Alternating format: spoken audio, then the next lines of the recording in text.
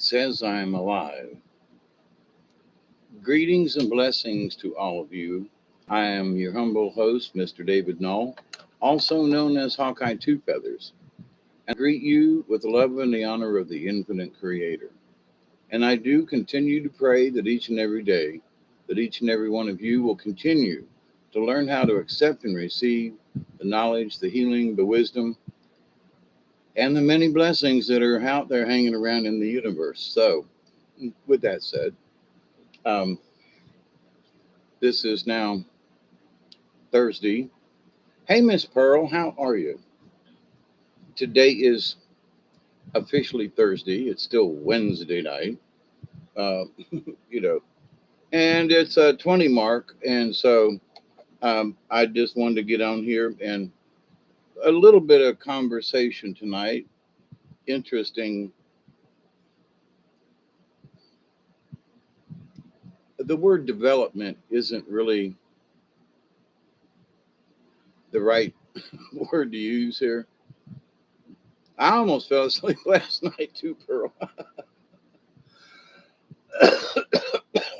While I was doing the live stream, been some interesting energies and checking the Schumann. I wanted to mention this before and I didn't, but we've had a couple of really big heavy duty spikes in the Schumann resonance these last couple of days. So I don't know how that's affecting some other people, but there are times when I think I looked at, I have a long history of being Looney Tunes, right?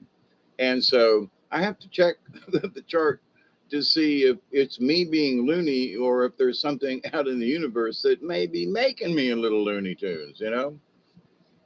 And I'm so glad when I can, like this afternoon when I looked at the Schumann chart and I was feeling a little,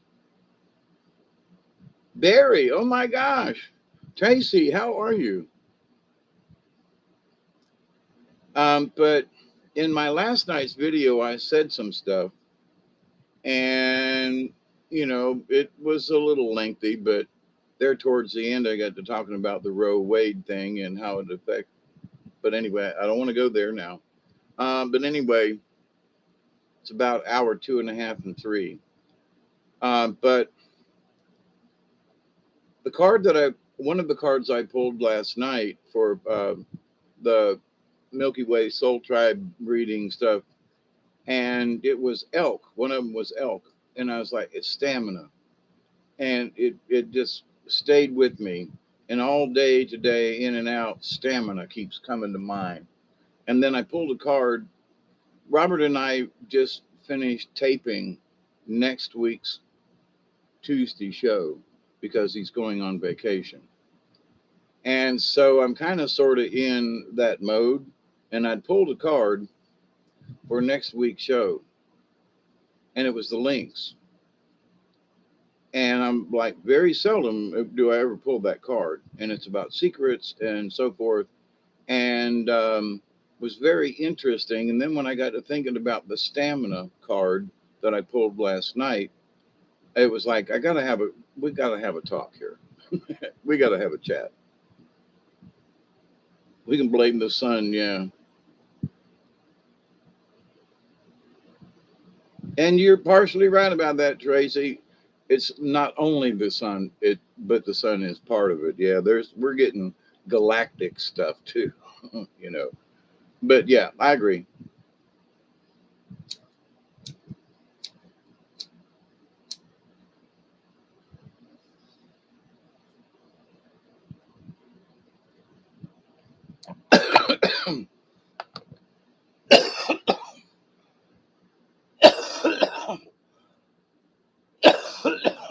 Robert and I we recorded a 2-hour show, so I've only had like less than 15 minutes to like prepare to get here with y'all. I got to reset a couple of things. Okay.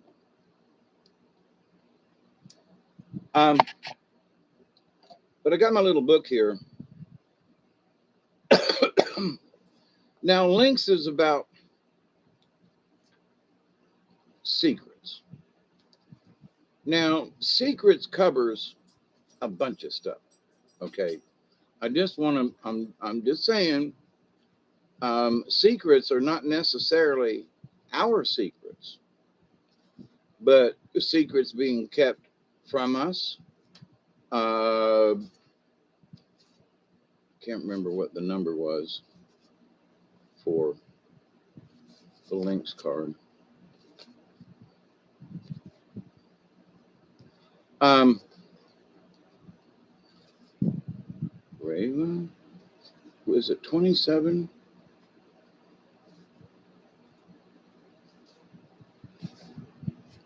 24. I'm looking.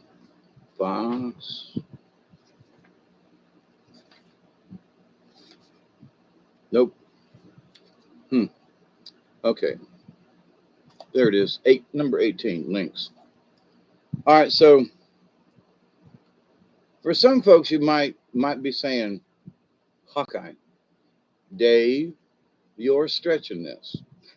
And maybe. Lynx is about secrets. Lynx, you know the secrets so very well. The dream time and the magic, but you'll never tell. May I learn to hold my tongue, observe like the Sphinx, powerful yet silent, the medicine of Lynx. Good, Pearl. July the 23rd. I hope I'm still breathing by then. So Lynx is about secret. It is said that if you want to find out a secret, ask Lynx medicine. Unfortunately, it's difficult to get the silent Lynx to speak. To be confronted by the powerful medicine of Lynx signifies that you do not know something about yourself or others. Okay. To be confronted with the powerful medicine of Lynx signifies that you do not know something. Okay, so there is a secret being held. Now, before you say, no, this doesn't apply to me, oh, yeah, it does. Look how many secrets the government is holding. UFOs, Roswell, I mean, JFK, but there are a lot of, lies going on. For example, one of the ones that has been going around and it's had people all upset is the monkeypox thing. And over the last few weeks, I've been keeping an eye on it and checking certain places. There is it, the monkeypox thing is a story that's about this big, okay, and it hasn't gotten bigger. But 2 or 3 weeks ago, months ago, it was all about the monkeypox and we're all going to die. So they were keeping secrets from us, meaning there hasn't been any mortalities that I could find. Okay. Not that there hasn't been someone to die, but so they are keeping secrets. They are telling us lies. And because the truth is what's being withheld. Okay. So Lynx medicine right now for all of us, I think absolutely applies, you know? So it signifies that you do not know something about yourself, which could be true, or others. And I'm going to put it in the others category. Now, it may be true that you're keeping a secret yourself, and that's a personal thing you need to work out or whatever. That could be this Lynx card meaning that too. But I'm asking the cards to be like general for all of us. And I think this, all of us, it signifies that we don't know something about other people and politicians and countries, and we don't know the real story about the Russian thing and the Ukraine. Some of us have information, but so Lynx is the keeper of the secrets of lost magical systems and the occult knowledge. Lynx has the ability to move through time and space and to go into the great silence for unraveling any mystery. Lynx is not the guardian of the secrets, but the knower of the secrets. The problem lies in getting Lynx to instruct you.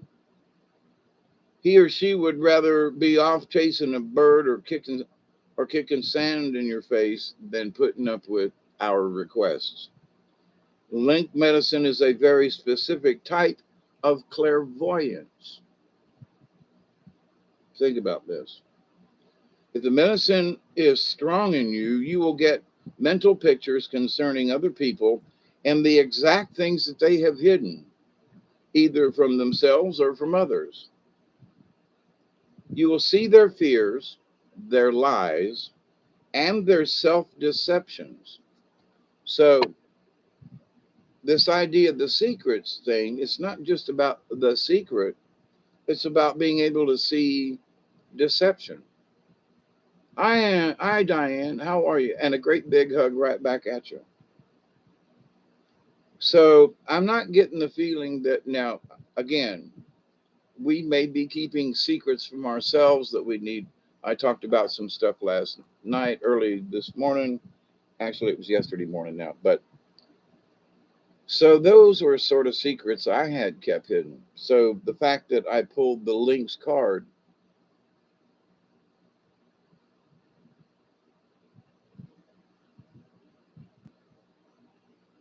I was like, and now I pulled that card this evening, okay, not yesterday, but today. And I thought, oh my God. So there are secrets that I have dealt with that I put away that I haven't talked to anybody about, right? I discussed them early yesterday morning. But for that was a personal thing.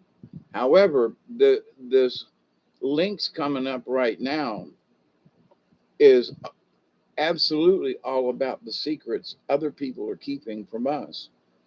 It's the other folks that we need to kind of sort of be concerned about. And I think the links card coming up is like, we need to keep an eye on this. We know they're lying to us. We just, at least a lot of us, the woke crowd or whatever, I don't like to use them kind of acronyms kind of thing. But so it links medicine is a very specific type of clairvoyance. Now you have to go into the dream time. You have to go into the great mystery. You got to go become the hermit, which is what I talked about yesterday, right? You got to go become the hermit at least for this short time, all right? So that you can unravel the mystery, all right? What's going on here? Will you give me enlightenment? And I will reiterate this as I did last night, in that you can't well, I think this is what it is, so I'm going to meditate on this. No, the brain already knows that that's what you have kind of conjectured or, put the pieces together, right?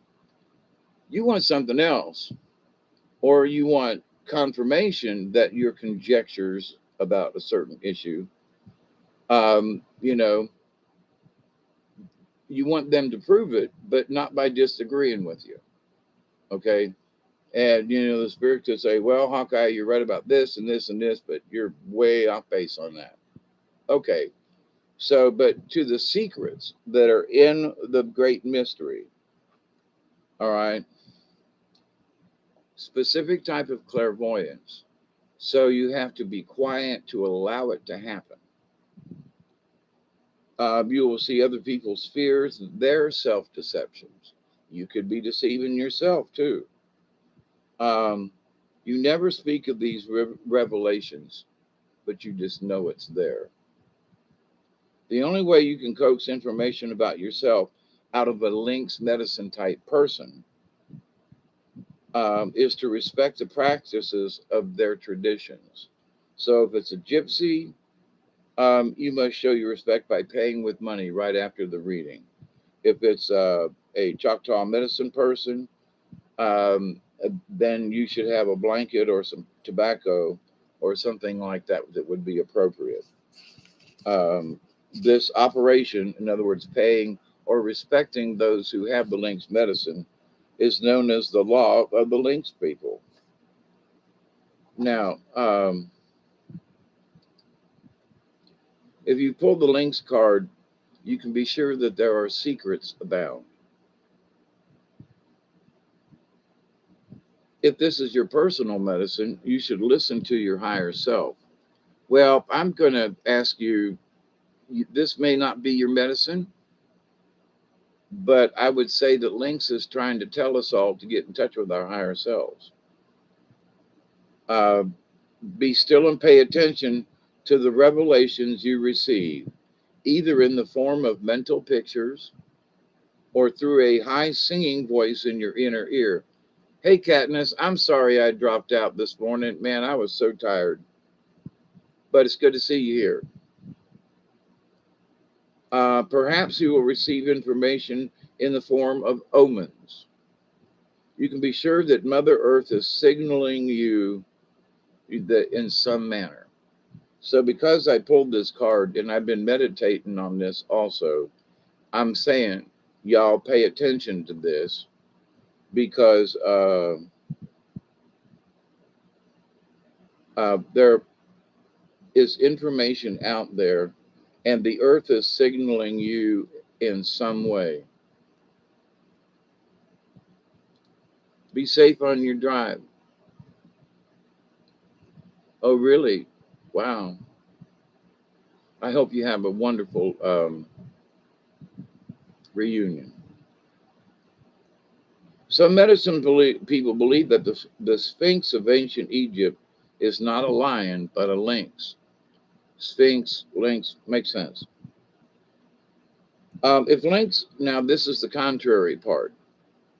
If lynx has appeared in the reverse position, it is time to shut your big mouth.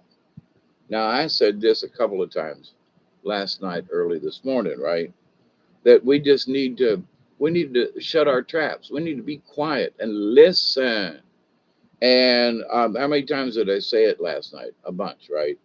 But so I pulled this Lynx card, and here it is. Sometimes you're jabbering, something you are jabbering about has let the cat out of the bag. Or sometimes, as I mentioned last night, people are jabbering about the same thing. You know, oh, this, this. Okay, we got it. This is how you feel about it. Not a problem. But, you know, it's like harping on it. And it's hard for me not to harp on certain things. I have to shut up myself. But when I say it's time to shut my big mouth, or for you, you got to be quiet so the brain can hear. If you're always jabbering, like I was telling earlier in next week's video we taped, is that, you know, I jabber all the time, and I got to tell myself to shut them up because I need to listen, and you know, and not try to. Well, what does this mean right out of the back? Well, I have this dream, and how do I tie this together? And they say, "Shut up, hush up, just be quiet." And I go, "Oh yeah, I'm trying to push the river. I want the information now. What does it mean?" And sometimes you have to just kind of mull it over. Hey, Chloe. It really is good to see y'all here, honestly. Um, so the contrary part of Lynx, and I think all of Lynx needs to be just taken into consideration, having looked at it, uh, walked it a little bit.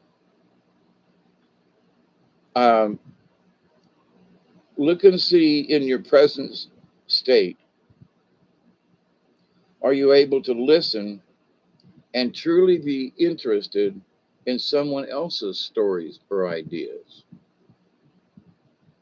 On this level, Lynx is telling you to become worthy of trust.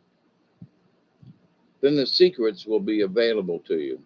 So, you know, now there's trust, now there's clairvoyance, now there's this, and so this idea of secrets is more than a secret. Okay. Um,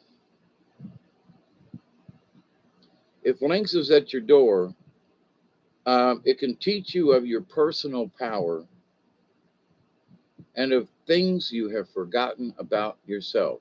So when you go into the dream time, if you can use bear as that hibernation, you know, that you go into the dream time and you allow the the riddle, you allow the pictures to unfold, and they'll show it to you in as much detail as is necessary. Now, some people would like a lot of detail, and sometimes it's just sketchy, and we have to live with that. Um,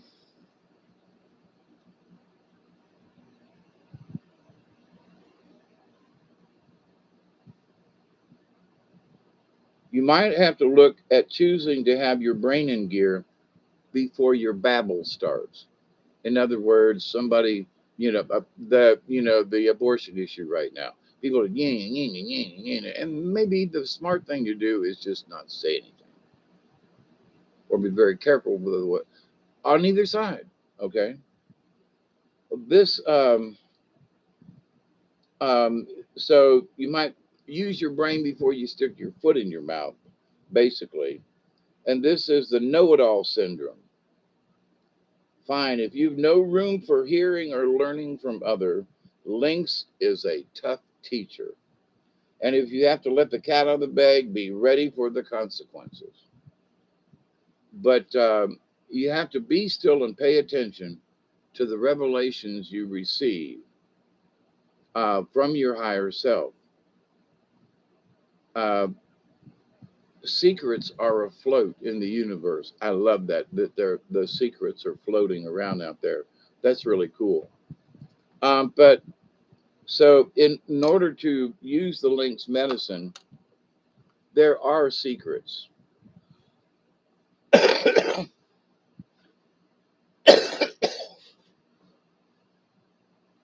Now, I can't look at any of y'all and say, "Look, I know a secret for a week or two.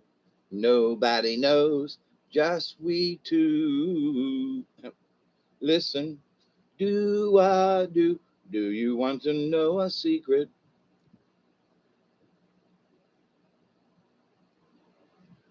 Do you promise not to tell? Whoa, whoa, whoa, closer. The Beatles, right? Let me whisper in your ear and say the words you long to hear. I'm in love with you. Ooh. Anyway, so the story of Elk is quite frankly its stamina. Now, I read it last night on uh, the Stories and Legends with Robert, and that basically Mountain Lion hears him roaring and snorting. And Mountain Lion says, "Ooh, I got me a meal, but I might have to chase him down." Now, elk are really big. So, elk, they got big, mean antlers, and depending on what's going on, they could stomp you to death. Okay. So, they might. They might just look like a big deer, which in effect they sort of are, but they'll put a hurting on you.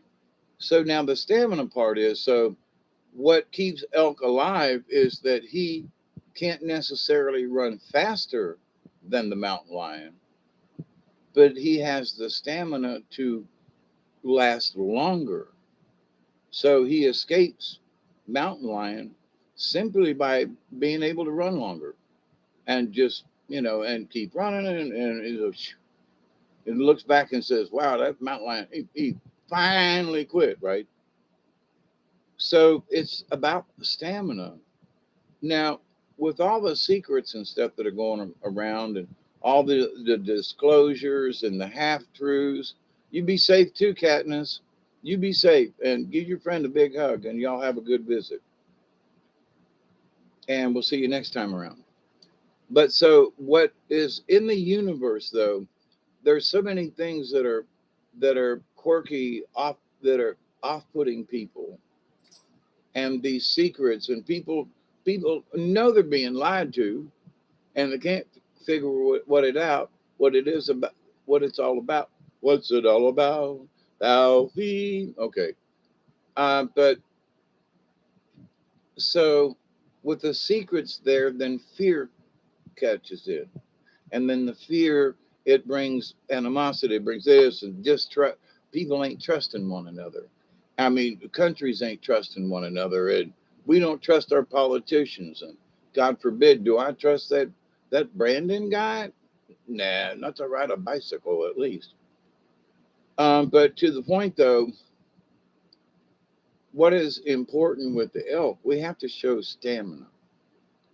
Now, here recently, I always use myself as because I can't talk about other people.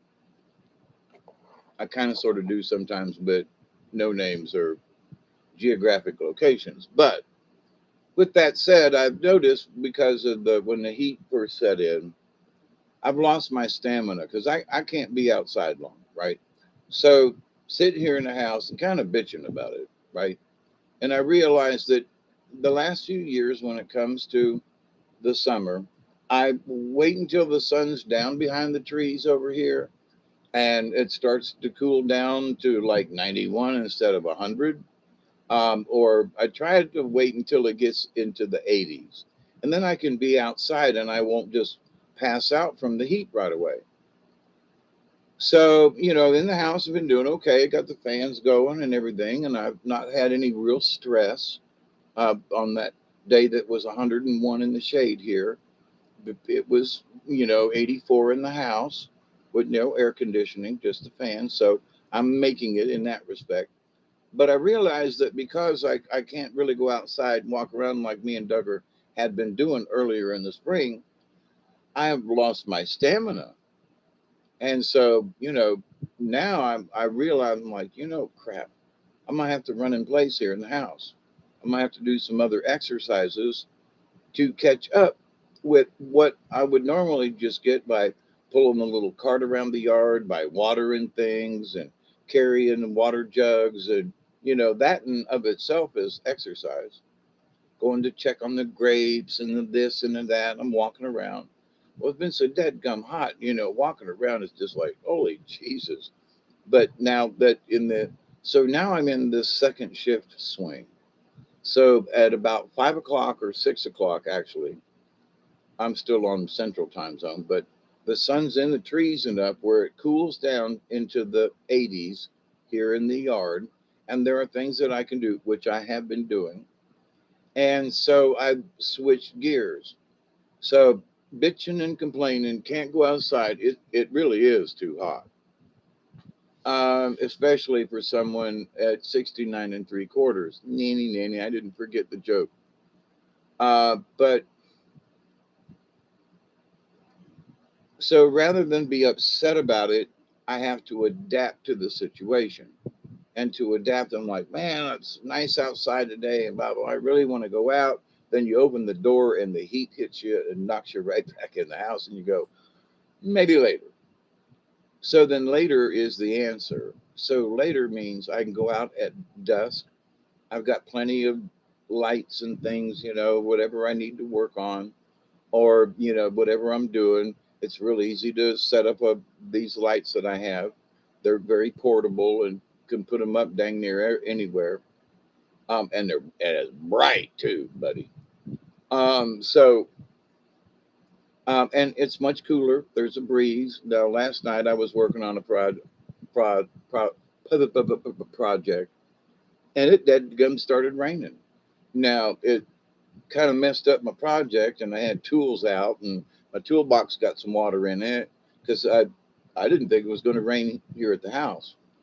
So, but lo and behold, it rained about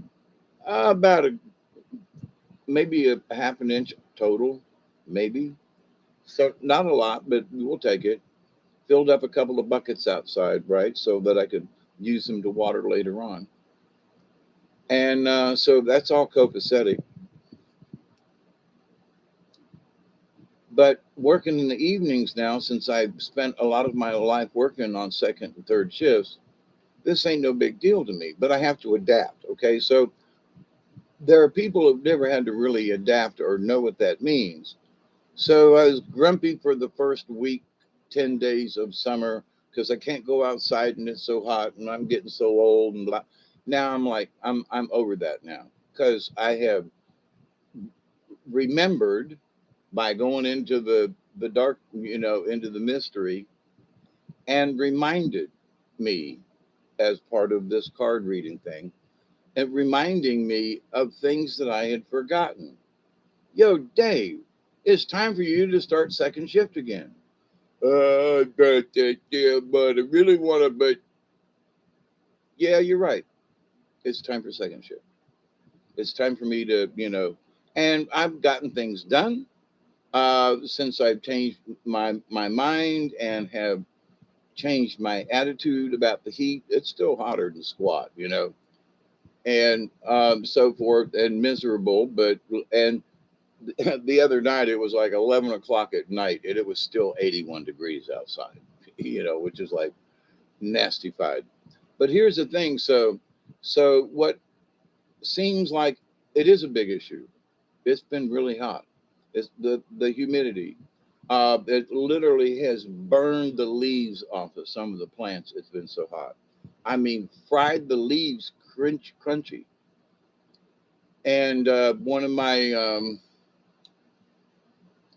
berry plants got scrunchified. So, but here's the thing. So I have to keep up my stamina because I want to make it to my damn birthday and beyond, to the to 70 and beyond, but I have to stop and realize, because I was really bitching about it. Oh, God damn, it's hot outside, baby. So it had taken control of me, so to speak. Well, I really want to go out there. Well, I can. It's 106 and a heat index. I really want to go. Yeah, but you can't. You got to. And so it's frustrating and arguing and make you pissy, right? Just so, but there's no sense in all that. I just we have I have to adapt, but we have to adapt as well. So to whatever the situation, and that's just like a current situation, my frame of mind, and I didn't really get mad, but I did realize I was getting a little pissy when there really wasn't any need. And I was starting to get pissy. So, but just in the last couple of days of changing that attitude and working in the evenings and so forth, I've got quite a few things done. Thumbs up, right? So, but anyway, so for you and yours and other folks, summertime or otherwise, with all the supply chain things and all this stuff that's going on, we have to adapt, right? And I said something last night, and I think it was to Robert. I said, as much as we'd like to say, things are going to get back to normal again. Listen, my dear friends, we have to accept the fact that it ain't never going to be normal again. Why? Because there have been so many changes, some of them good, some of them bad, some of them just, you know, but that the most important thing is that it means we're going to have to adapt to whatever the new parameters are. Uh, just there are folks who are trying to play catch up in the supply and demand and this idea of, the just in time crap that I have talked about in the past, but they're going to have to resolve that. And there are lots of other things that are going to have to be resolved too. And those are the secrets. Now, they're secrets because we don't know the outcome. Well, if more oil was available, the price of, hey, Alexander, Yeah, I want to get high. I must have got high. I must have. Anyway, um, so giving power back to the states. Now, in this Roe Wade thing, I'm wondering if they will kick the marijuana laws out. It's already been introduced. There's a bill in the Senate that would get rid of, the marijuana laws and just turn them back over to the states. So I still couldn't smoke weed legally in Georgia, but it would still be a continuing misdemeanor. Now they could change their mind and make it legal, but so many states have already legalized it statewide. So to get rid of Roe versus Wade, if they were to use this as sort of a bellwether, meaning that what other big thing are we going to do now? If they were to say, well, they didn't blow us up, so we're going to get rid of the drug thing too, and we're going to say that anything that's against personal something blah blah blah, and they're going to kick it back to the states. Maybe it's already in the works, but it could give senators and folks, um, because some of these folks that have won their primaries is going to change the landscape in Washington. And I don't necessarily mean blue or red or blue or whatever. I mean, there are going to be different people in there, and different people aren't just going to follow certain things. But what does that mean for the big general, public? In that there's changes happening. Some of them are so ridiculous that people are going, wait a minute, you know, uh, going to Saudi Arabia and asking them for oil when we got oil in the Gulf of Mexico, when we got oil pipelines all over the place. What? Oh, and there are people that are going, I didn't like the way Trump acted, and I still don't. Okay. But he did get things done. I hated his orange hair, but he got things done. And now Biden's been in for 2 years and ish, and he's ruined the economy and gas and all this other stuff.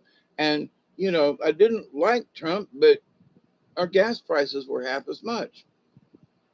Oh, so you've noticed, huh? So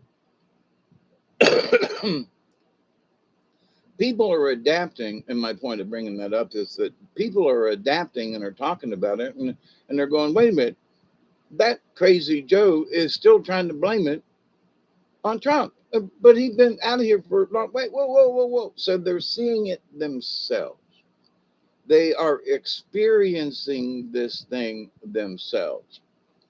And I know I said a couple of years ago after this, when this fiasco of, Brandon, I said that it's going to be nasty. It's going to be hard. Get in your inner tubes, because it's going to be wavy and up and down and stormy weather. And I mentioned this. And I said, but I think it's necessary. And I still believe it's necessary, because people need to find out what hurt means. And I don't wish bad on anyone. I swear to Jesus, I do not. But there are some folks who are so egotistical and so narcissistic, blah, blah, blah, that they need to get knocked down a notch or two. They need to be brought into reality of reality. Oh, well, we live in the matrix and all this other stuff. Nah, we need to grab a hold of your ass and plunk you down and say, listen, bitch, cut it out and be a real human being, be a real person, have compassion, and quit being a dickhead. Okay. you know. So, and there are folks who have been very quiet who are just, they're starting to get a voice and going, wait a minute, why can't I have an opinion? Well, before you open that blabbermouth, stop and say, that's all.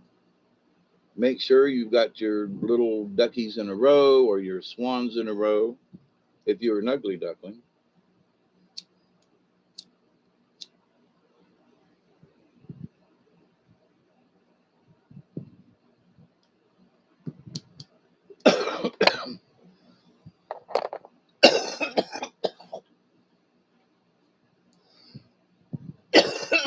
That was a good one. Now, I've mentioned this before, and I need to mention it now in this little bit of context of what I've been talking about.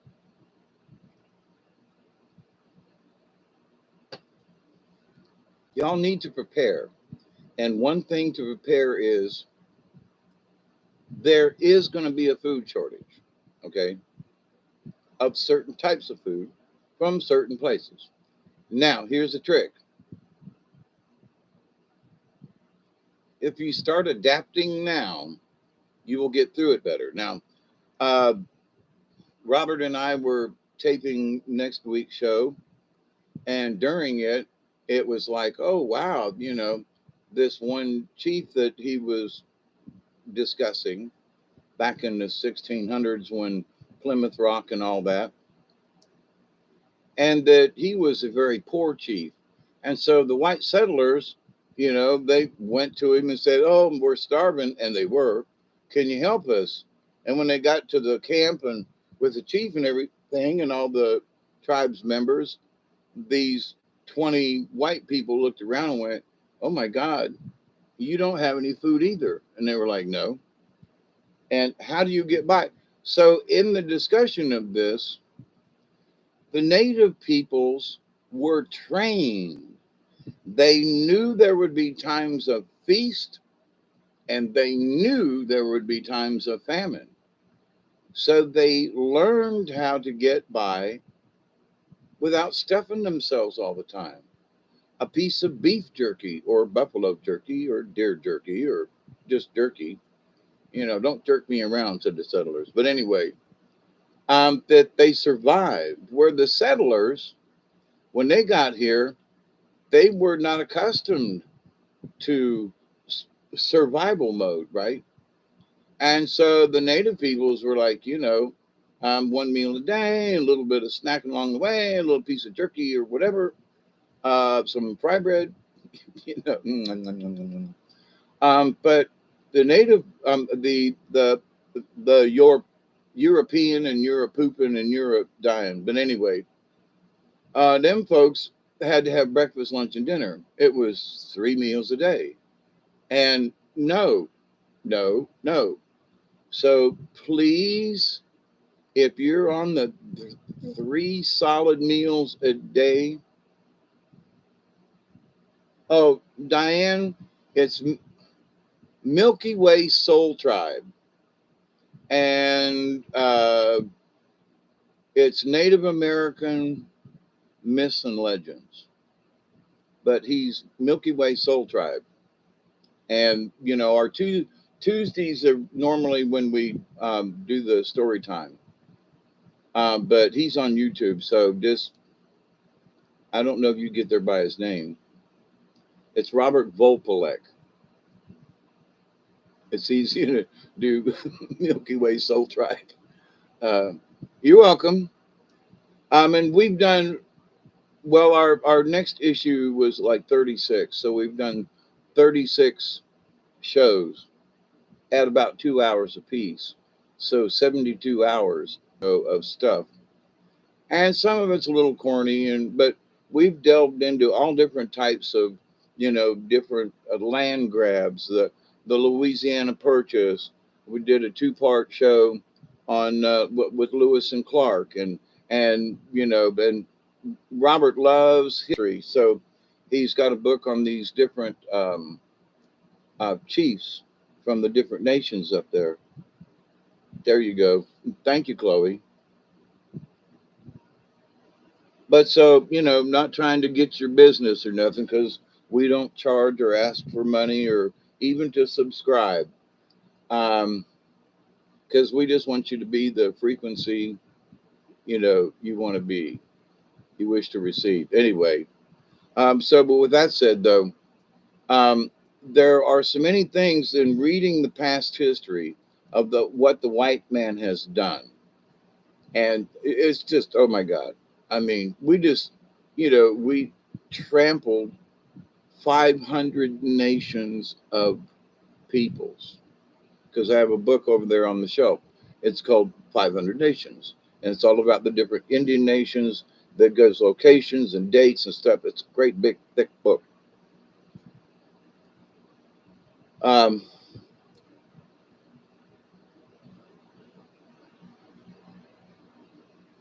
so what these 500 nations knew about medicinal plants, about tanning hides, about just stuff, because they survived for thousands of years without any metal. Okay, they didn't have metal swords or nothing. They were using sticks and clubs and stuff. Now they were really good at what they did with that, and they had made arrowheads and so forth that could be interchanged. In other words, you could pull the shaft out and leave the arrowhead in the animal or the person, so that you could fire another round by putting another arrowhead on the end and sticking it in and shooting it. So, how many times, what? Yeah, they had arrows they could reload. Okay. Not many people don't know that or talk about it. But they didn't have the gizmos that the Chinese had, for example. They were pouring metals and making gunpowder and rockets and shit for centuries, right? And, Red Man, not a clue. Or it just didn't interest him. But, I mean, they didn't even use the wheel, okay? The carts that they had were drugged, you know. They but they discussed the wheel of life. They knew the earth was round. I mean, there are certain things that it was like weird.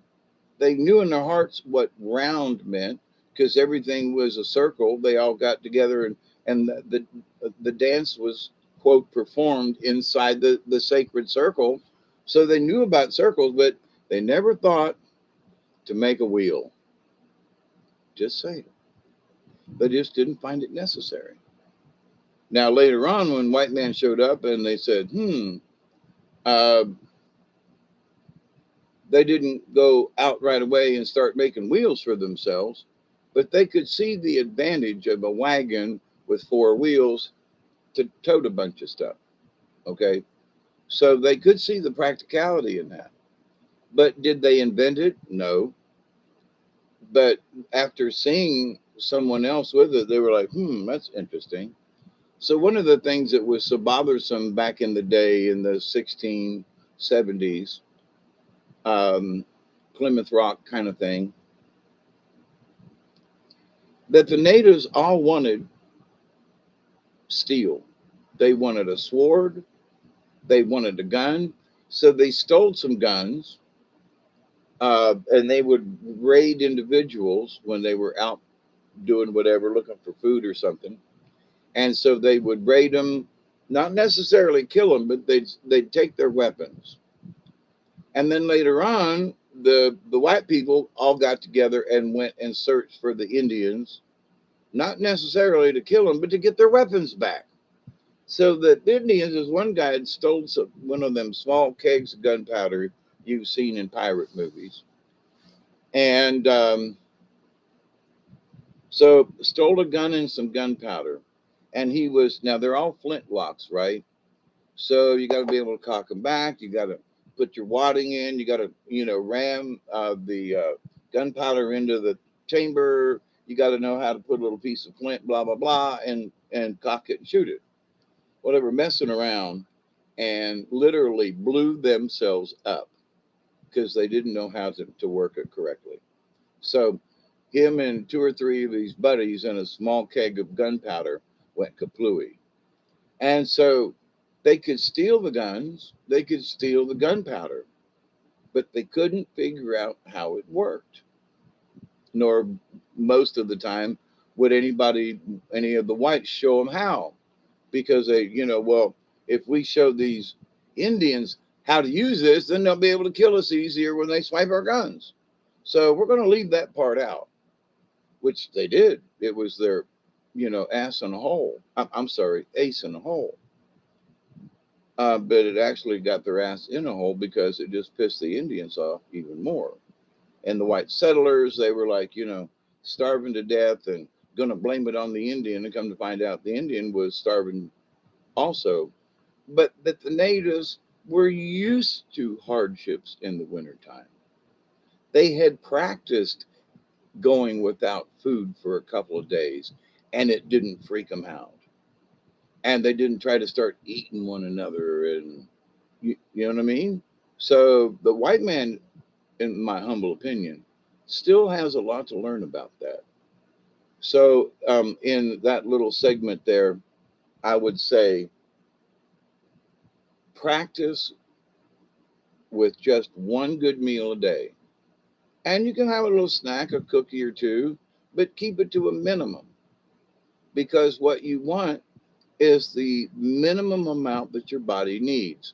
Now, I did some nutritional things and puppet shows and recordings way back, literally 25 years ago.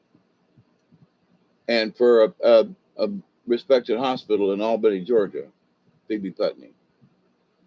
And I got the information from the nutritionist and the doctors and the current stuff at the time.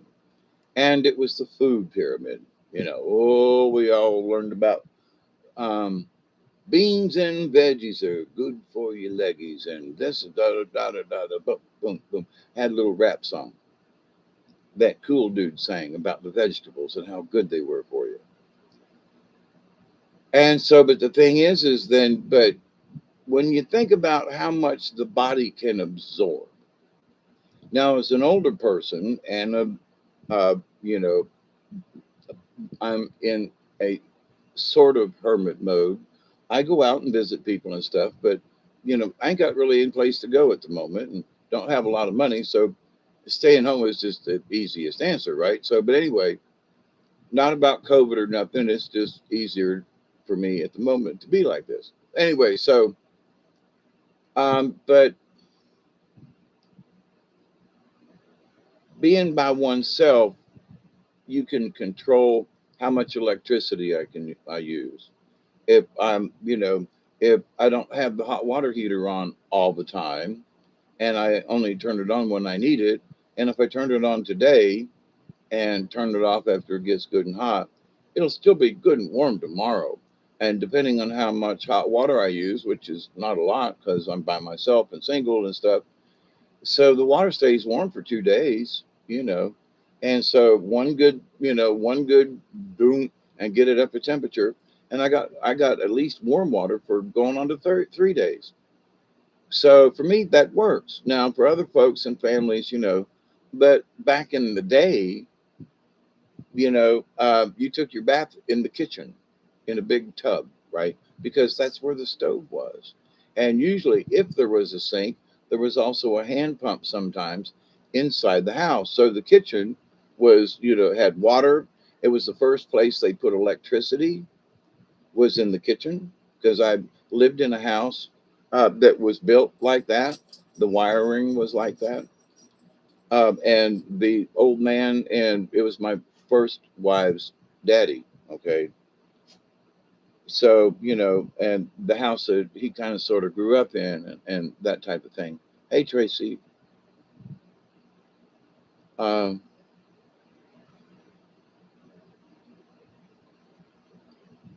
but anyway, um, now there are plugins everywhere. So the house smells a particular way. And if you can't tell that the smell's gone away, it's got a light on it that blinks and will let you know, go, hey, fill me up. What? You can't go out and get some flowers? Or anyway, I'm really seriously, what does this constant smell of freshness doing to people? Because it's obviously getting in your nose.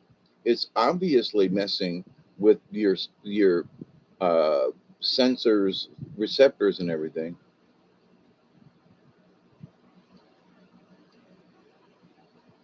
Yeah,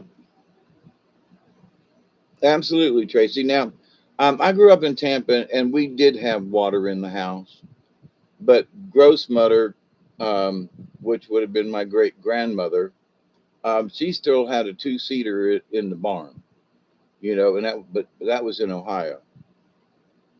So, having grown up with folks that lived in the country, they did have indoor plumbing, but it was usually, the house was built and then they added the toilet onto it. And like they had done in the house that burnt down in out there in Berlin, that sweet old log cabin that I lived in, where the ghost lived. And so the house had, 10, 12 foot. They were at least 10 foot. I want to say there were 12, but maybe not. At least 10 foot. So that during the summertime, the heat went up top, and you pulled the windows down. There are two sashes, and you pulled the top sash down so the heat would go out. It was off the ground. It had beautiful porches, nice breezy area. Oh my God, it was the bomb. Um, but the old timers knew how to build them houses with the big tall ceilings. The tall ceilings was because the heat rose up there, and they knew how to use casement windows. They knew they had when when electricity came along. A lot of these old houses in South Georgia have huge attic fans. And my dear friends Ron and Elaine Shank, they're he's passed away. I'm not sure if she's still around, but a nice old Victorian home down on Clay Street. Used to go there all the time. Good friends of mine did theater and all kinds of stuff. And I worked on their house and did painting and stuff. And they fed me when I was at low spots. They helped bring my spirit up when I thought things were gone forever. But they'd turn on that ceiling fan in the hallway in the middle of the house, and it had like 16-foot ceilings in the hallway. When that thing came on, within 5 minutes, it was pulling the drapes and everything. It was sucking all kinds of stuff up out of that house. And as the temperature went down in the evening, much like I do, they would turn on that ceiling fan, and it would suck out all the hot air out. I mean, within minutes. And there'd be a draft through the house. It would almost get chilly. Now, if it was 75 outside, it would be pulling in 75-degree weather into your house. They didn't really need an air conditioner. So, but so back in them old days, they had simple technologies, which we have just absolutely gotten away from. But I, in my craziness, have designed my house in such a way that it uses some of the old technology along with a little bit of new. And thus I have a passive solar home. But a lot of people could live like I do as far as, oh, well, it was 86 in the house the other day. And I got to say, it was warm. But it was 101 outside. And I was only using fans. And I have watched my floor. And here in the living room, I'd take a temperature. And at nighttime, when the cool air is coming in, and the cool sinks. So any air that I bring in from the house is going to sink onto the floor. And so there is heat exchange. As the cold hits the concrete, the temperature of the concrete drops. So the concrete was 88 degrees in here the other day. And by morning time, it was down to a balmy 81. in here. So 7 degrees of difference during the day. Now I say without any moving parts. It's just thermal. It's just its thickness. It's the mass. But in the bathroom where Duggar likes to lay on the floor, where there's like, a foot and a half of concrete in some places, the thermal mass is much greater. And the temperature in there is like 80 degrees on the floor. It's 101 outside now. Okay. But the floor in the house is 80 degrees. So by circulating that cold air off the floor and keeping the window shut to keep all that hot air out, the hottest it's been inside was 86 degrees. And as soon as the temperature dropped outside, it also dropped inside. So, but if you get used to that and get acclimated, but people are afraid, oh, well, I can't do that. Well, if you don't have any power, you're going to have to. And in talking with some other friends, they go, Dave, we kind of, played fun with you over the years, but um, when I go outside now, because I'm more acclimated, if it's 82, 84 degrees in here, and I go outside, there's less of stress on my body because folks are sitting in an air conditioner at 72 degrees. When you walk outside from 72 degrees into 101, your body's got a lot of stuff it's got to do to acclimate. And that's why you feel so miserable. I don't go through that. And that's the reason I don't have air conditioning. Would it be convenient and could I actually afford it? Yes. But here's the thing. Then I still have the issue of my body having to acclimate, from 80 degrees to 100 degrees is only a 20. If it's 70 degrees, then it's a 30-degree difference my body has to adjust to. And it hurts. So, that kind of thing puts a stress on people. So it's not just the saving power. It's hopefully, I'm 69 and 3/4, so we'll see how long this lasts. But I had a compliment from a stranger the other day, and I made a comment on, yeah, blah, blah, blah, and hot. And I go, yeah, um, after being here 70 years and I still can't get used to the heat or something like that. And they were like, you're 70? I would have thought you was like 59 or 60. And I went, yay. Not that I was looking for a compliment, but I was like, too many people lately have said, you don't look 70. Thank you. And so I even quit talking about it, right? And bringing it up. But to the truth be told, though, in September, it is my birthday, and I will be here officially 70 years. So just what does that mean? I want as least impact on my body from outside sources, temperatures, and also, oh, is it that time? Oh, man, it is.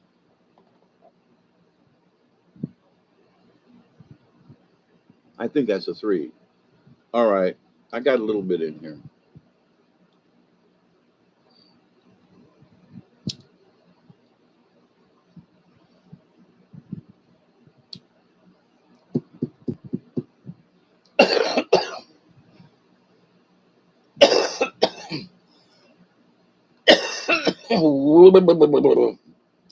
But sticking with some of the card reading, regardless of what the temperature is outside, if it's hot, we have to adjust. If it's cold, we have to adjust.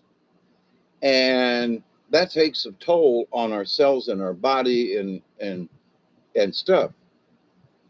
So why not be kind to yourself, right? So if you can have the least amount of temperature differential for you to go in and out of. Now, when it's 30 below outside, I ain't saying that your house should be like at 30. No. But um, 70, 65 degrees in the summertime is just unnatural. Okay. Sorry. But anyway, Um, I think people would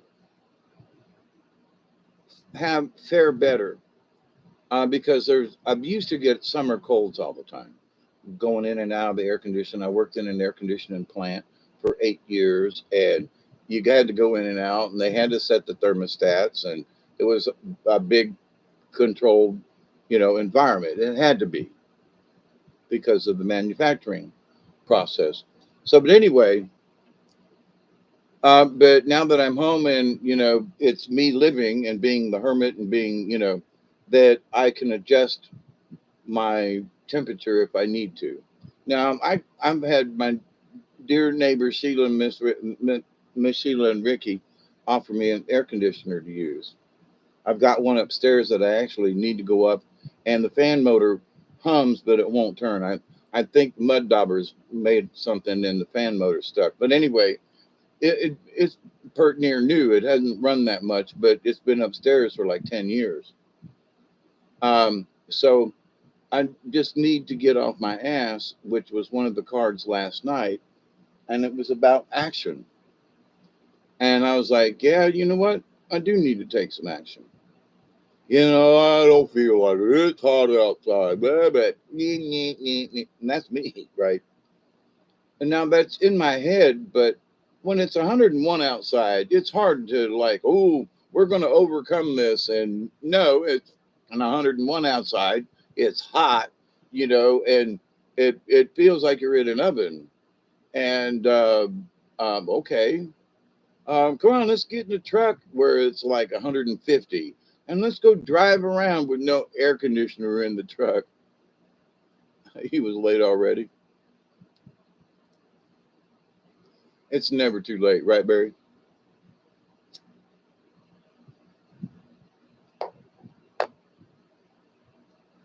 So the lessons from the cards about the secrets, I looked at that and I thought, wait a minute.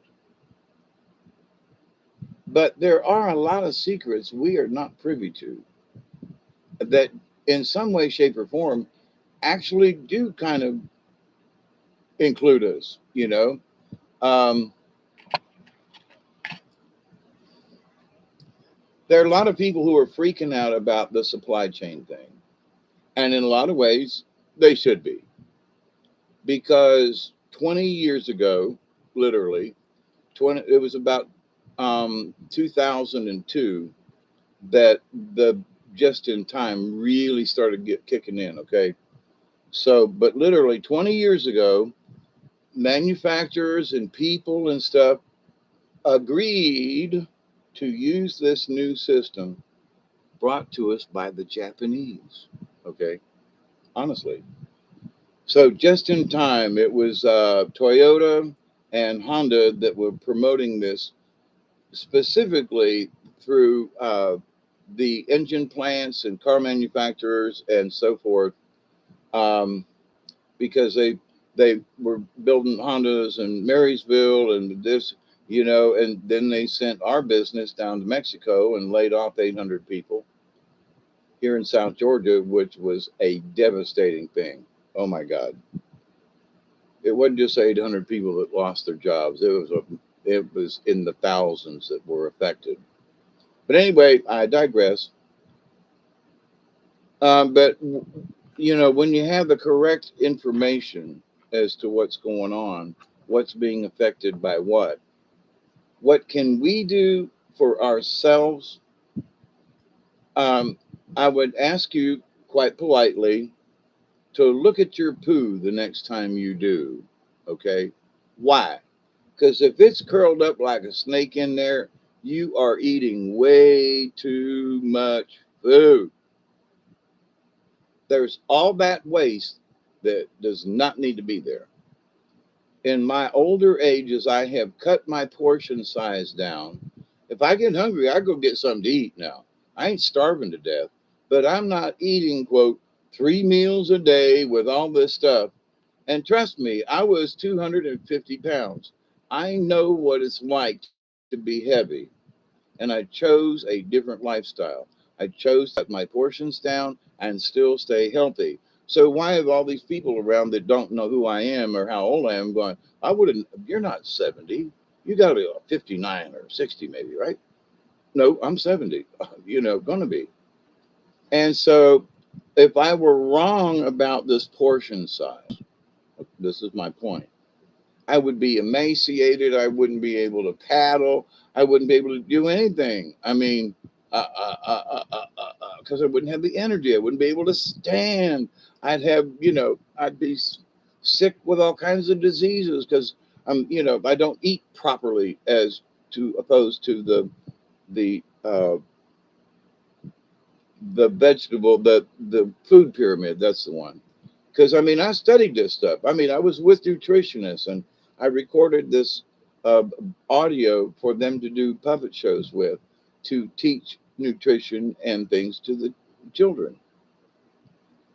So, but as I looked at it, and having been through the 250-pound mark, almost 255, so I was like, no, no, no, no, no. And so portion size was the first thing that went. I am not eating 2 plates full of food. Well, I dropped a bunch of weight right there because I was only eating half as much, you know. And the things that I would like duke out on. Now, we could get a gallon of ice cream, and between me and my brother, we slice it in half. So we each had a half a gallon of ice cream to eat. One day you will get your, yes, I really want to. And it has been bugging me here lately. I got to rearrange some stuff. Because they hang. I have no place to hang them. All right, I could get them out, but I got no place to hang them. So I got to rearrange some stuff so that when I do get them out, I can hang one here and here and here and here like I used to do. And but I've been so scatterbrained recently, uh, in trying to deal with some other stuff and just being scatterbrained, just quite frankly, scatterbrained in the dream time and strange goings on, right? So, but in my awake time, I've been trying to figure out what all the dream time meant. That's a conundrum. So I've been picking things that I don't have to think about. A chore that doesn't require me to do calculations, Here, sweep this. Okay. All right. And here, mop the floor. Okay. you know, you've been scattered too. Honest, raise your hands if you've been scattered. The, let's see, um, the last 3 days have been some serious spikes, and then a lull, spike, a lull on the Schumann, if you looked at it. And so we've had some heavy duty spikes all the way off the charts, you know, not just a little bit, but nice and big and wavy and, but off the charts. So we have been being hit by whatever it is for the Schumann and for Mother Earth to react like that.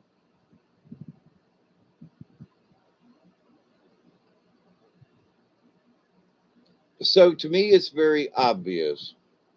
If Mother Earth is reacting to whatever it is, then it's gotta be, we have to be feeling this. So I think that's one of the reasons why there are some folks out there,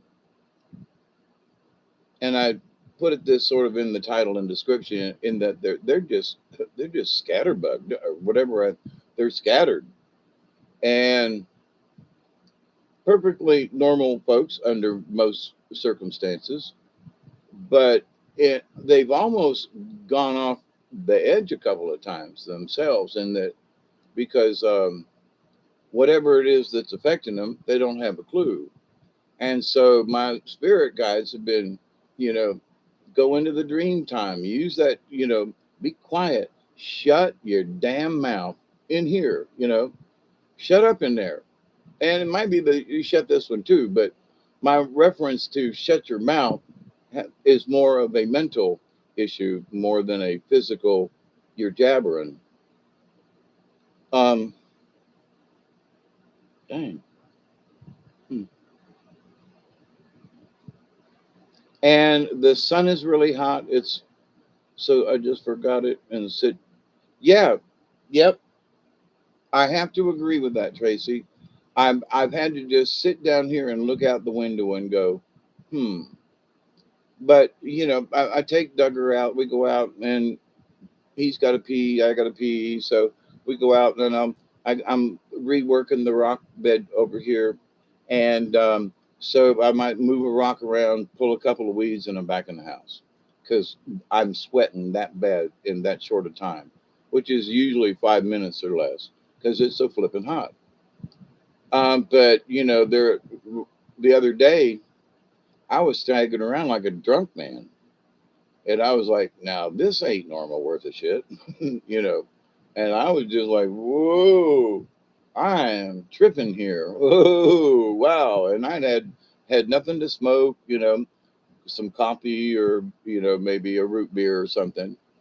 But I was, supposedly straight and I wasn't. I was way out there somewhere and with my eyes open. So that was a freaky deaky time just the other day.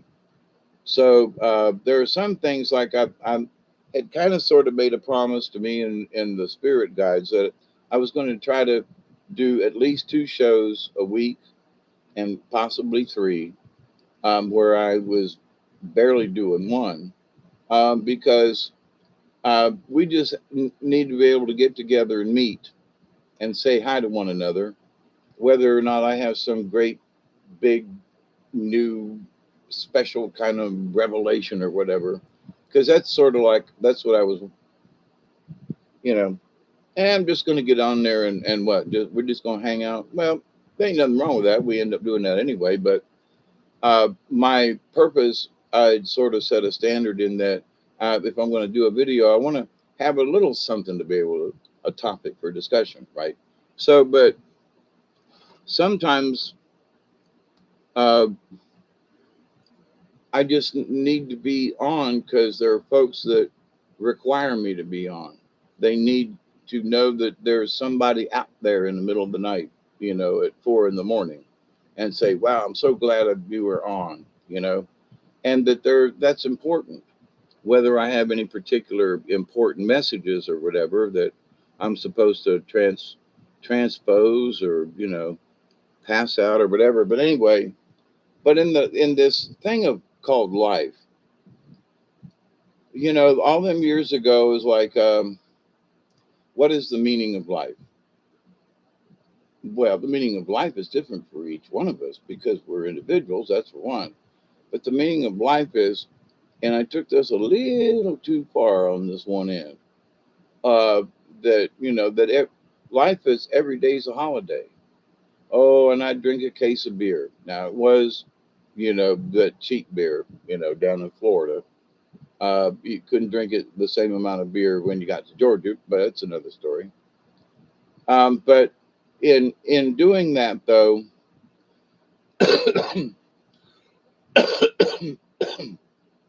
the general premise was true.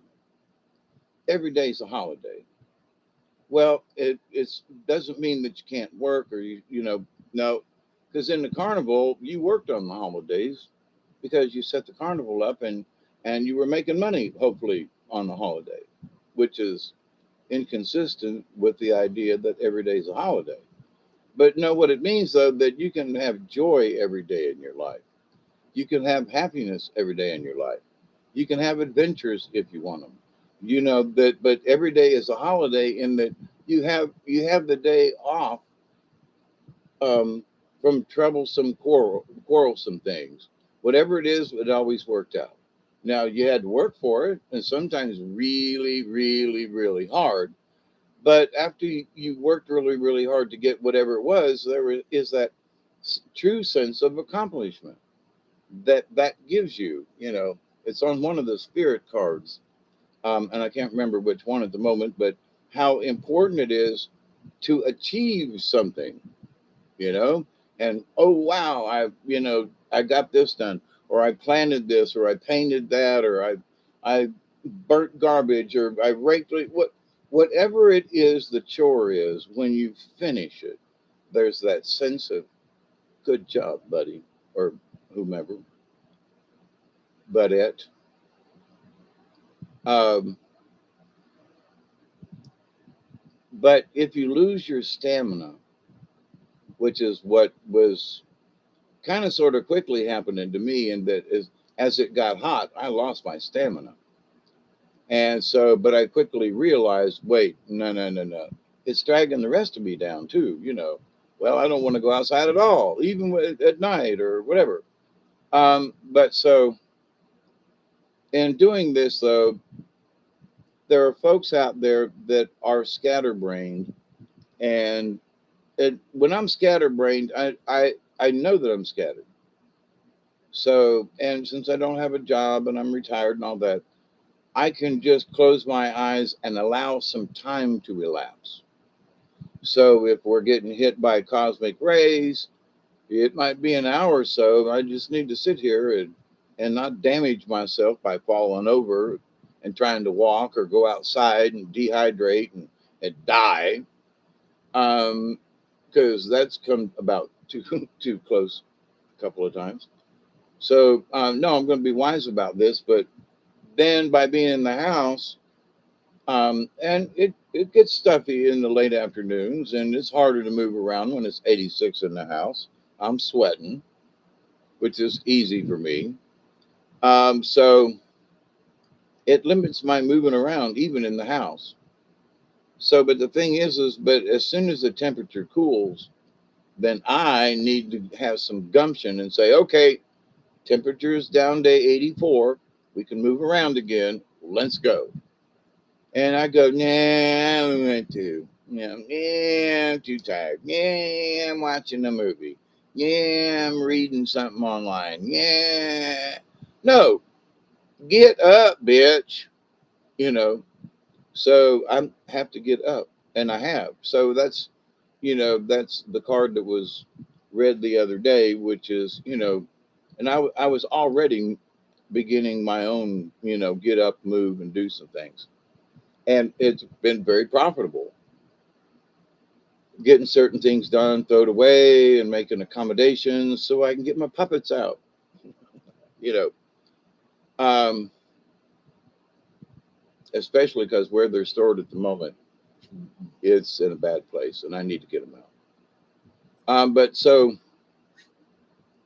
I'm formulating a plan after I've moved some certain things around. I'm like, I this needs to be my next project.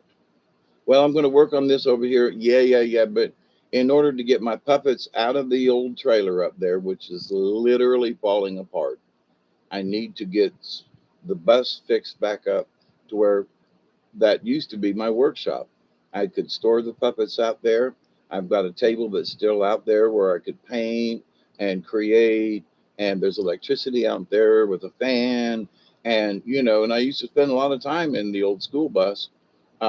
And when it rained, it was tight. It doesn't leak. Now, there are a couple of places now that, I need to put some tar on the roof kind of thing. Hey, David Castle, how are you? So that's my next thing. And I'm like, I can work. There's enough shade over the bus and in that area over there that if I clean a trail out there so I can walk without running into stuff, um, that I can get to the bus and still be in the shade. And that the bus being in the shade and there's grapevines growing over the top of the bus now. So it's in a lot of shade almost all the time. And so I can work in the shade and clean out the bus so that I can continue on with this rearranging of things. And I'm like, I got this. I can see it. And had it not rained yesterday evening, I was working on that when we need the rain. And then tonight I had arrangements with Robert to pre-tape next week's show. Um, but the idea, though, that these are the things that I do need to do so I can rearrange things, get the puppets out, get rid of some other things, blah blah blah. And so here's the thing. about this gumption. Well, I can do it tomorrow. Well, dude, it has been several years and it ain't done yet. And I've reached that point where I'm like, no, I might not be able to get it all done. Is it that time? Or you just want to light one up? That's all right with me too. I have to find something to light though.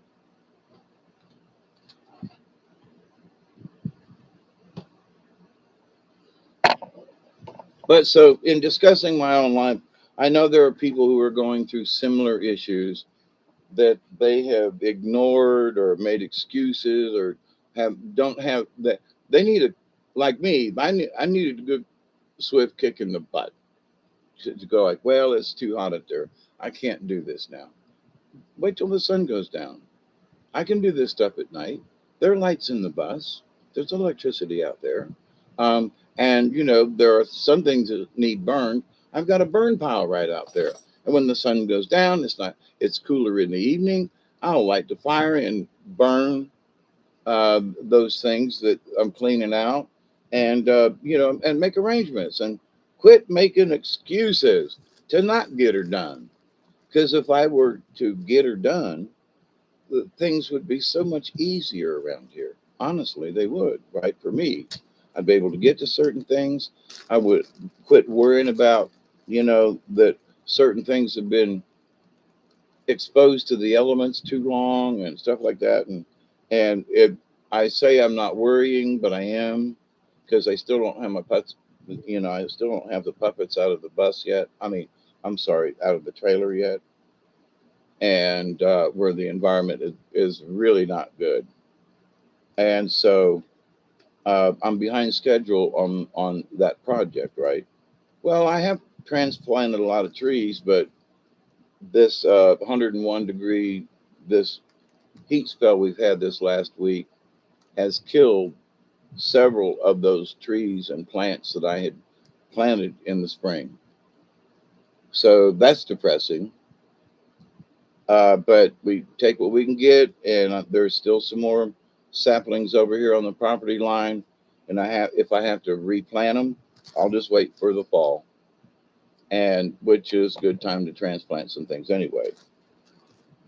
But I did it in the spring. We'd done all this other stuff, and everything was going groovy until this recent showing up heat spell. Because I mean, it has literally burned the leaves crispy brown and black. There's still troubled air masses around here, so we're hoping we can. There's a 60-70% chance of getting a shower the next couple of days. That's good. It's summertime. We get showers in the evenings and sometimes into the, like at night, last night when it started raining. So that's a good thing. But here's the thing, we have to adapt to these things. So as far as food goes, wean yourself off of 3 meals a day. Just do it. Because whether there's a true food shortage to where 1 meal a day is like a lot, it will do your body better because you don't have all that food sitting in your gut, okay? So that things can develop and cooked over and whatever. And you'll be too heavy, quite frankly. Because if you're loaded up with 2 or 3 plates of food and dessert and stuff, I know I felt sluggish. And then I got fatter, and then other things started going wrong. But so be lean and mean and be happy with it. And yes, you can have a piece of cake, but that doesn't mean that's all you should eat every day is cake, you know? Um, yes, you can have a steak, or yes, you can have that. Because now, if you're cutting your portion size down, if you really have a gumption for something, um, then you will have lost weight. You'll be in a better health. It's easier on your heart and your breathing if you're not eating as much candy or whatever. I ate a lot of candy and had no idea how much I ate. And, now I eat, a fig bar or something, or a cookie, and an oatmeal cookie, for example, and that's my sweet. I dunk a couple of oatmeal cookies, and that's my sweetie sweet. And so it doesn't mean that we can't have things that we like.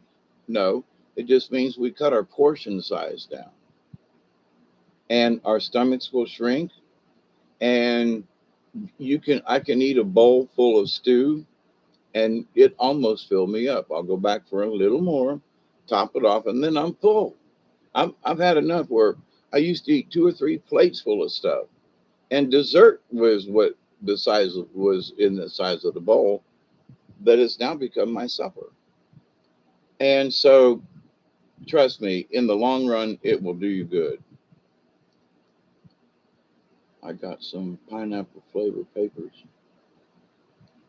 Oh, really? Huh. I got some pineapple juice. I wonder if you like just got the papers wet and let them dry back out, if they would have that taste to them. Pineapple, huh? That reminds me of the Pineapple Express I had. Well, it's been a year ago now, but it was so yummy.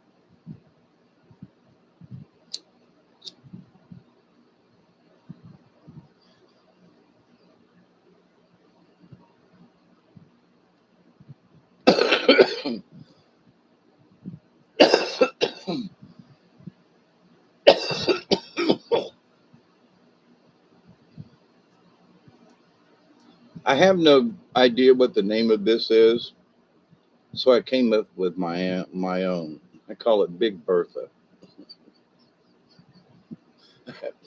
No idea why. Big Bertha. You take a big hit, you do whoa, that big. Never mind. But in the world of things, since I got y'all here, and it's only been an hour and a half, there's the latest, some of the galactic information is that, oh, July, the 4th of July, there's going to be things going on and people are going to get arrested, blah, blah, blah. Well, there has been some of that, I got to say, that's been kind of slipping through, but um, there are certain people that have been arrested and indicted. There's been there's somebody here in Georgia that was, sent up the river for basically embezzlement in the government and stuff. So there are people in different places who are getting justice for stuff that they've done. And this Giselle going to prison for 20 years at her age, kind of thing. Uh, you know, I doubt she'll make it, or they'll take her to an island. Um, you know, they should have gave her the death sentence for converting young women, girls, children into becoming sex slaves.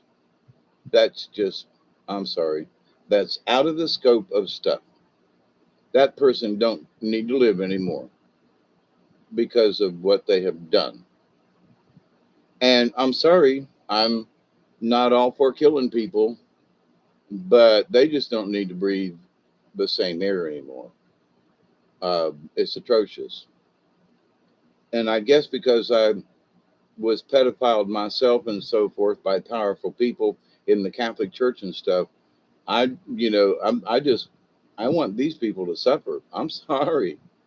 I think you should be hung by the neck until dead. You should have your hands tied behind your back, and your your toes should just be able to touch the ground. So if they were really good at tippy toeing, they could just keep from suffocating. And then they would get tired, much like a crucifixion, and they would give up. And yeah, I said it.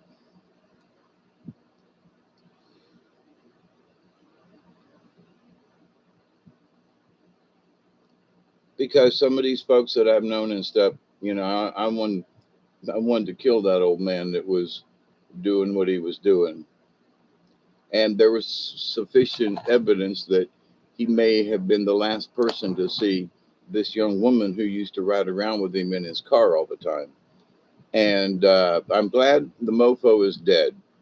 But I had him around the collar one time, and I said, if I see you around, blah, blah, blah, blah, I will kill you myself and take your body in the swamp, and they will never freaking find you. And I could have done it. I'm so glad that I did not go anywhere with that. But to the point, though, there are certain things and certain crimes and certain stuff that 20 years in a loafy prison. I'm sorry, that's just not punishment. That it just ain't. But I'll leave that alone. But here's the thing. So, but people are getting sentenced. There are folks still talking about things. There are what one might say the white hats. Okay, you can see progress being made, and it's really odd. Some of the stuff that's coming out over here and over there, and this person, that person. So, but it's all good. Now the Galactics and some of this say no, after the election in November, we're going to go through the transition. What some people are calling ascension. Eh, you ascend when you die, okay? This is a transition. And this is what's making a lot of people buggy and fragged out and scatterbrained because of all these energies we've been getting, not only from the sun, but from the universe as well. And that ET is going to be showing themselves more prevalent. They're going to be out there like shaking hands with people, and this is going to be by the end of this year. And it's going to the transition itself is supposed to happen in by the 5th of November ish. Now you know they have told us this over the years. Last year it was during this time. Oh, it's going to happen here. It's going to happen this. This is going to happen. That's going to happen. Well, I got to say that there have been things happening. And oh, by the way, you heard it here first. The new news on the news is that Hillary is going to run in 2024 because Uncle Joe ain't doing it. Now, you remember, for those of you who have been around, I have discussed this. I said, why are they bringing the fake Hillary out and parading her around? What's up with that? There are news outlets who are saying that's because Joe's not going to make it and they don't want Kamala for a bunch of reasons, but that Hillary is prepping to run in 2024. They're talking about it, and I was like, you gotta be shitting me. I made the prediction months ago, right? And I said, why are they doing this? Something's up. Let's watch this. Now other people are saying it out loud on TV programs, and I'm like, yay team, we hope this don't happen, but uh, they're picking up on it. And I was like, with the first, I can't remember who I heard it from first, but it was like, what's this deal with Hillary? And they're saying that she's going to run in 2020. What? So, but for those of you who were around who heard listened to me talk about this, I was praying, sweet Jesus, no, this can't really be the reason, right? But my intuition and my folks are going, they're going to run her. Nah, they're going to run her. No, they're going to run her. Really? They're going to run her. Oh, holy shit. They're going to run her. Or they're going to at least try. Holy crap. So to me, that information was that was a right on call, y'all. But also the fact that she was back into the public figure limelight interviewed for why, you know, you're a washed up senator and get the out of here, right? And so, but oh my God, because they made, I said this months ago, I said, because they made the promise to Hillary that because Obama bumped in and took her place, um, that they owed her the presidency, or at least, but she lost to Trump. Um, so you think she's going to be any better now in 2 more years? Seriously? But we'll find out how this is going to go. But the fact that I mean, the one, whoever I was listening to that was talking about Hillary, they were like, no, they can't really be doing this. Are they really? And they were pointing out things. And I was like, it's exactly what I said, whatever months ago, right? I think it was around January because she started popping up around Christmas time and stuff. But anyway, I warned y'all. I said, heard it here first. I still don't know. They're going to try to run her.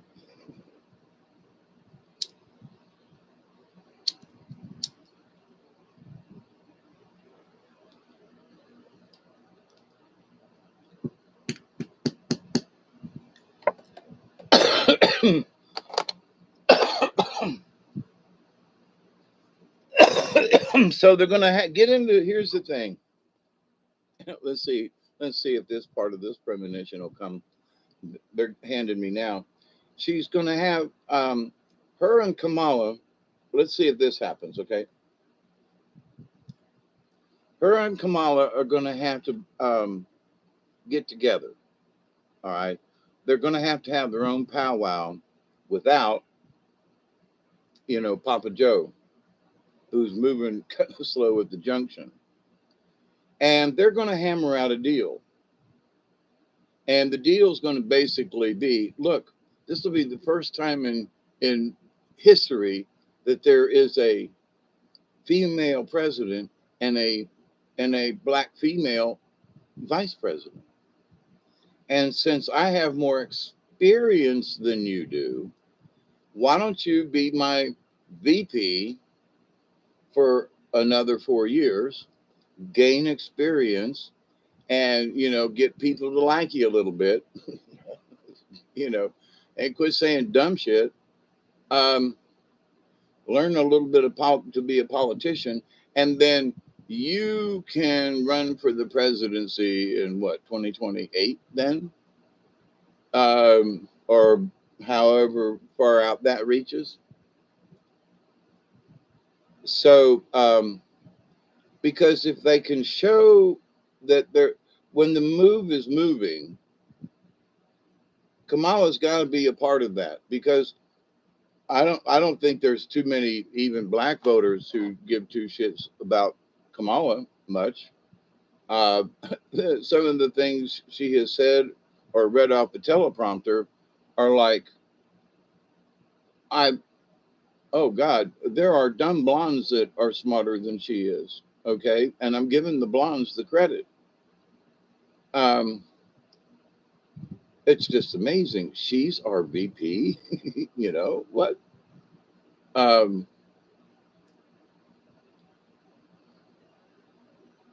And it's also the WHO is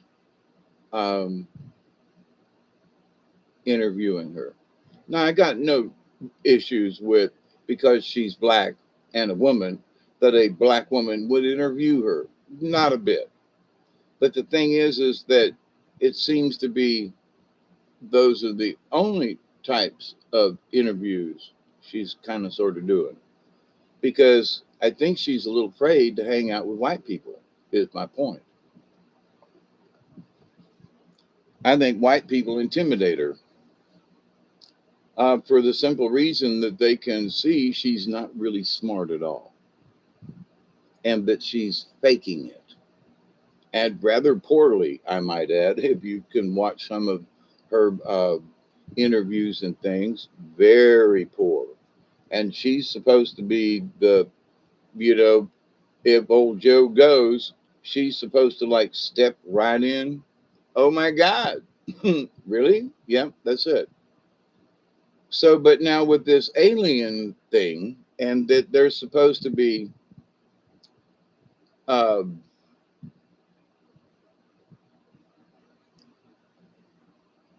sort of an intervention in that when they show up, they're just going to go, okay, everybody put your guns down. We ain't going to confiscate them, but y'all put your guns down. We're going to turn these fisticuffs into conversations, but we're going to take all you evil, bad, nasty people out. You're out of here. Those of you and politicians and whoever who have been trafficking and thising and that, y'all are just gone. We ain't even going to talk to you no more. So that means we need to pick new, fresh people from each locale, each state, each whatever, and have honest, true representation. Now, there's this one black guy that's been Sanford uh, here in South Georgia. He used to be my representative until they changed the lines around a little bit, the gerrymandering thing. But I've met him before. He's a little short black man, and all them black folk up around Albany and everything, which is part of his district, they just love this man. But I've had conversations with him, and I'm sorry, he's dumb as a box of rocks. I mean, I was like, hey, Sanford Bishop is his name. And hi, Mr. Bishop, how are you? I've been a long supporter and this and that. And he was like, what? And he was there to a function where our plant was being honored by the United States and by the state of Georgia. We were the whole plant got accommodations for being like the cleanest plant, and we had followed up with all these stuff, and I helped, um, because that was part of why I was hired, was to help clean up those things and to make us more presentable and more organized. I saved them $4 million the first year in because they were ordering tooling, um, and folks were breaking it faster than they could make it, kind of thing. And so I said, wait a minute, if something's breaking all the time, we need to fix the breaking, and we did. So once we fixed the breaking, we changed the type of material, and where we were going through literally thousands of dollars per day in tooling cost, it dropped to a couple of $100 a day. And you can save buku money that way. So, but anyway, I was there during this transition. I've got a plaque somewhere that says, thank you very much for your contribution and all that kind of stuff. So yes, I've been at the forefront of some of this stuff with the just in time and all of the, I don't know what it's called now, ISO 1000 or 29. But anyway, it's that you follow these strict guidelines. And during manufacturing, we were A1, had 99 points and almost got 100 when they came and inspected us. So that's a feather in the cap, especially when you're in a big manufacturing plants. $500 million worth of business every year, and we were making a cool 100 million, profit. Hey, Susie Q.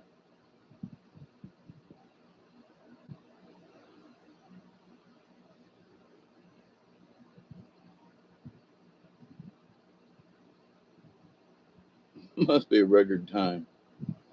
I only hit mine once. But anyway, so what's this got to do with because there have been a lot of changes that's been happening over the last 20 years, especially. And there's another move that's moving, and it's because of the transportation. It's because of the just in time, and that there aren't warehouses full of stuff where people that's they used to have warehouses full of stuff for hard times, right? And that's going to teach a lot of people that, we need to go back to having a little stash over here in case the supply chain breaks down. And because I worked for a tier one automotive company, that we found out that shit don't work. Back in 2002 and three, we started holding back a little. We found I found storage place within the plant. We rearranged the flooring, and every machine got moved. There were thousands of machines of all different sizes and shapes.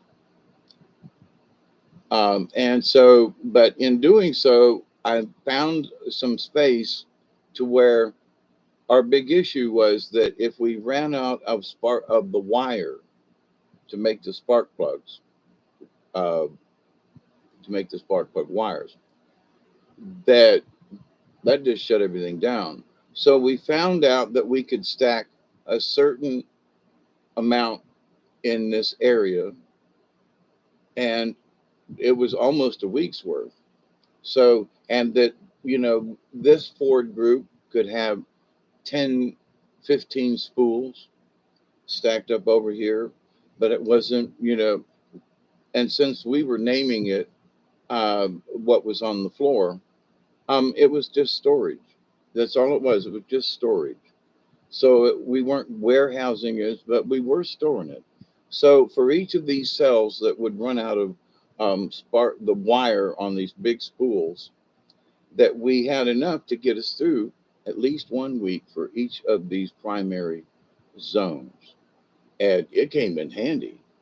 Now, where we used to have a huge warehouse full of extra spools, we cleaned things up in the plant and had enough, like I say, that we could have run the basic plant for a week if we didn't get um, our deliveries of wire. Which back in 2002 and three, we had issues with stuff breaking down. The guy was coming with, they were back and forth, you know, big semi tractor trailers with Prestolite on the side, full of wire on spools and stuff. And um, they're supposed to bring one, drop off the wire, pick up the empty spools, and turn around and go right back home to Arkansas, which ain't that real far away. But things that happened where it almost took them 2 weeks to get to us from Arkansas. There were some of us that said we could rent a U-Haul. You fly us out to Little Rock. Well, rent a U-Haul, go by and pick this stuff up, and we'll bring it back. To hell with all this waiting on them to deliver it stuff. That's for us that was within Prestolite Wire Corporation's, and having nothing to do with Ford or anybody else. That was just to keep us moving. Anyway, so with that said, there are so many different areas in this production line. And so I mentioned about a month or so ago, I like my little Fig Newtons. I said, these things are smaller. Also notice that, the loaf, the loaf of bread, the size of the loaf is smaller because I had a loaf that I'd bought previously, same manufacturer, Flowers Bakery down in Thomasville. Took one piece of bread from the older loaf because it'd been in the freezer. I took it out, laid it out, took a fresh slice and overlaid it. And there was like this much all the way around, that the loaf was smaller. And I was like, so I've got a calibrated eyeball. That's what I've been told by engineers and other people. So I just noticed stuff and it was out of place. And sure enough, when I measured it, the loaves are smaller. Now, just the other day, there was a big announcement where, many manufacturers are cutting back on the size of their product. So where it was 12 ounces and now going to be 10 ounces or whatever, So they're cutting back on the size. The candy bars will be smaller, or you're going to pay twice as much for the same candy bar, or whatever. But so I've already noticed it already in the works, because what else could they do? Shrink the portion size.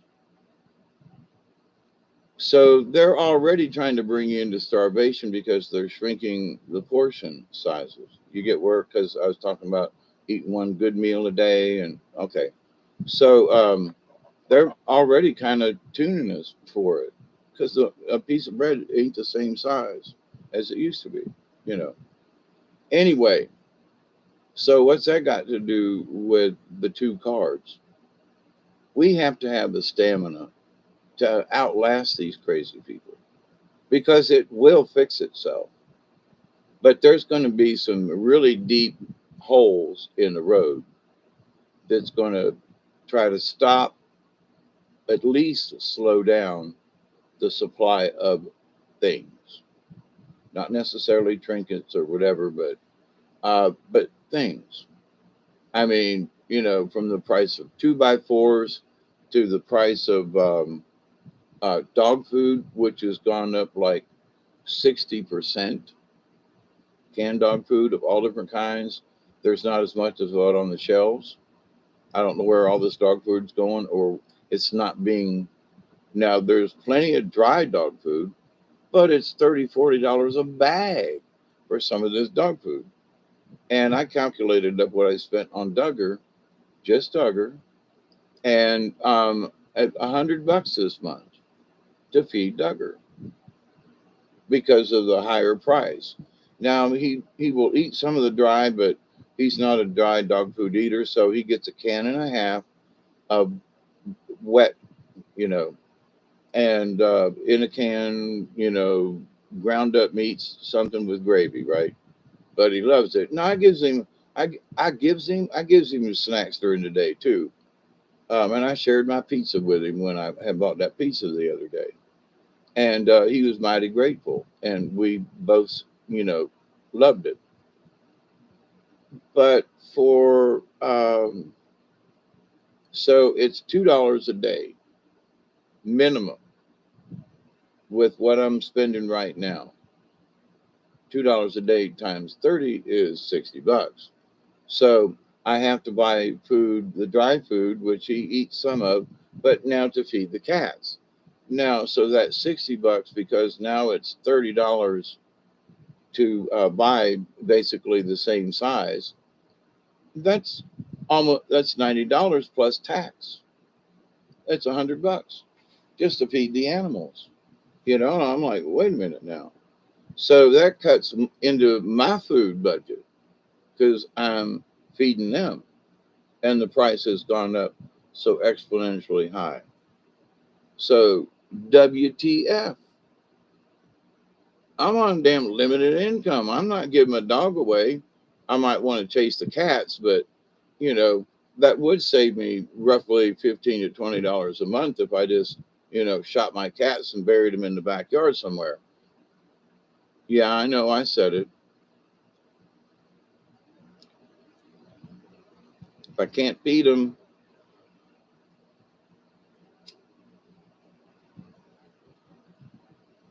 me and Duggar could leave for 2 weeks and they'd probably run off. But you know, the practical thing, and they're barn cats that, you know, you ain't just going to come and get them and take them to your house. That ain't going to work. You know. But there are times too when I'm talking with folks who have worked on the farm, and you know, talking about, you know, there is the time when this old heifer is delivering a calf and the calf's stuck, and you have the chance of losing both of them, or one or the other. Now, not necessarily talking about abortion, but in that you have to make a decision. Which one do you want to keep? You want to keep the older cow, who is an older cow, or you want this fresh calf that's coming out of her? So who do you save? Because the situation is honestly that serious. So what do you do? What is the, you know, you want to save them all. You don't want to kill either one. If you let nature take the course, they both die. So if you intervene, which one do you intervene for or with or whatever, right? So same thing. I had 9 cats, or actually there was 11. There was a couple that came in and out. 9 cats around here at one time. I have 6 at the moment, so I'm just 3 shy. But there are 5 that stay here, and 1 or 2 that roam around. Duggar hates them. This solid black cat, he hates this cat. And that sometimes when you hear him barking in the middle of the night or whatever, it's him. The cat has come up to get a little something, food that's sitting outside. Anywho, so all of these things I'm going to have to adapt to. Something's got to give. Or is the food going to get any cheaper? Can I find another alternative or whatever? I'm not going to quit feeding my dog, you know, but at the present rate, which is, he could actually stand to have 2 cans a day. You know, that's really not a lot. But, you know, then that would push me up to toward almost $80 a month just for his food. And $80 a month is a lot for me. So now, which also brings up something in talking with some of my friends recently. And this does have to do with the cards because in order to have the stamina to make it down the road, friends have been asking me, and they said, "Don't you get food stamps?" And I'm like, "No." Well, why not? You qualify because we basically make the same amount. And I'm like, I don't know. A couple of years ago, I just said, screw it. Everybody wants something. And I've been able to make it on my own without the food stamps. And let somebody else who needs them get them, right? Well, now it's getting to the point where I'm gonna find out about food stamps. Not because I necessarily need the money or the food for myself, but I want to feed my dog, you know, and I'm on limited income. So, and I can buy stuff with food stamps that I could feed the dog and it not come out of my pocket. Now, is that like the wrong thing to think about? Well, here's the thing. If it's available and other people are getting them, there are folks trading food stamp this for that and ups and downs. There are people who say, look, I'll go to the store with you and buy $50 worth of food if you'll get me a half an ounce of weed or a quarter ounce of weed or whatever. And they're doing it. They're trading. I'm like, well, this has been going on for a long time, but if there are folks out there who are trading on stuff like that, but if I qualify, why shouldn't I get my share of the food stamps? I was on the food stamp program before. Now, here's the tricky thing they told me. They said, if you qualified before and you haven't used your card, no, you might have $1,000 built up on your card because even though it might have only been $15 or $20 a month, when's the last time you used it? I don't know, about 10 years ago.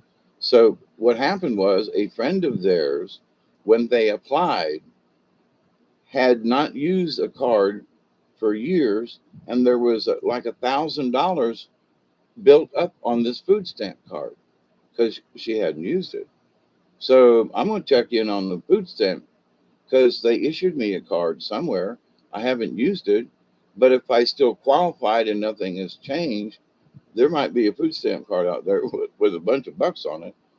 And if not, I'm still going to apply because I am elderly and I do need Duggar. And no offense, but you know, y'all going to charge double for this. And it's their damn fault. It's the government's fucking fault. So, you know, that all this stuff went up. So you made it go up. Okay, then you're going to help me pay for it. I am going to reapply for my food stamps. Screw you, you know. Where I was like, nah, I'll make it. My donation back to the world. No, I'm not going to claim food. Probably a family out there. Boy, that was unstable. Glitchy, glitchy. Hey, Bob, we love you. Wow.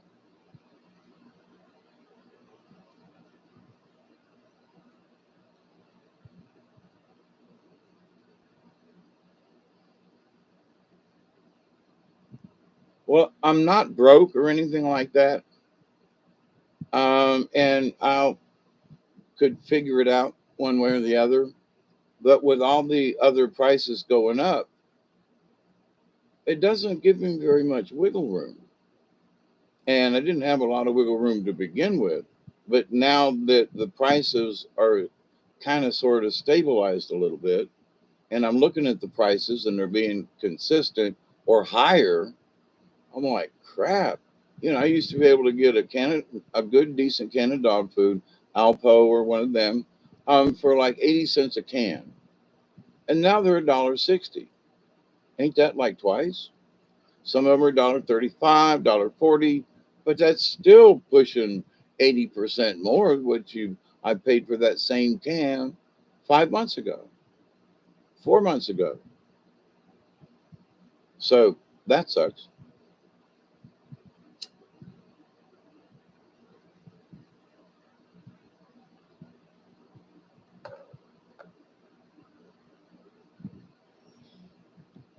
But so here's the thing. If the situation got so bad that you've got a farm critter, now there's only so much grass, you're in a drought, you've only got so much hay that you can feed your sheep or your goats with. We'll say it's sheep. And you realize that you got a couple of poorly ones. So do you keep trying to save the poorly ones, or they're taking up feed, they're taking up space, they're taking up water, they're taking up stuff? Or do you say we're gonna cull you from the herd, which means you're gonna take them out back at you? Now you might eat them or do something with them or share them, or uh, but at the same time, if you can't feed them, and you've only got the numbers to feed so many of your herd, you have to make some serious decisions.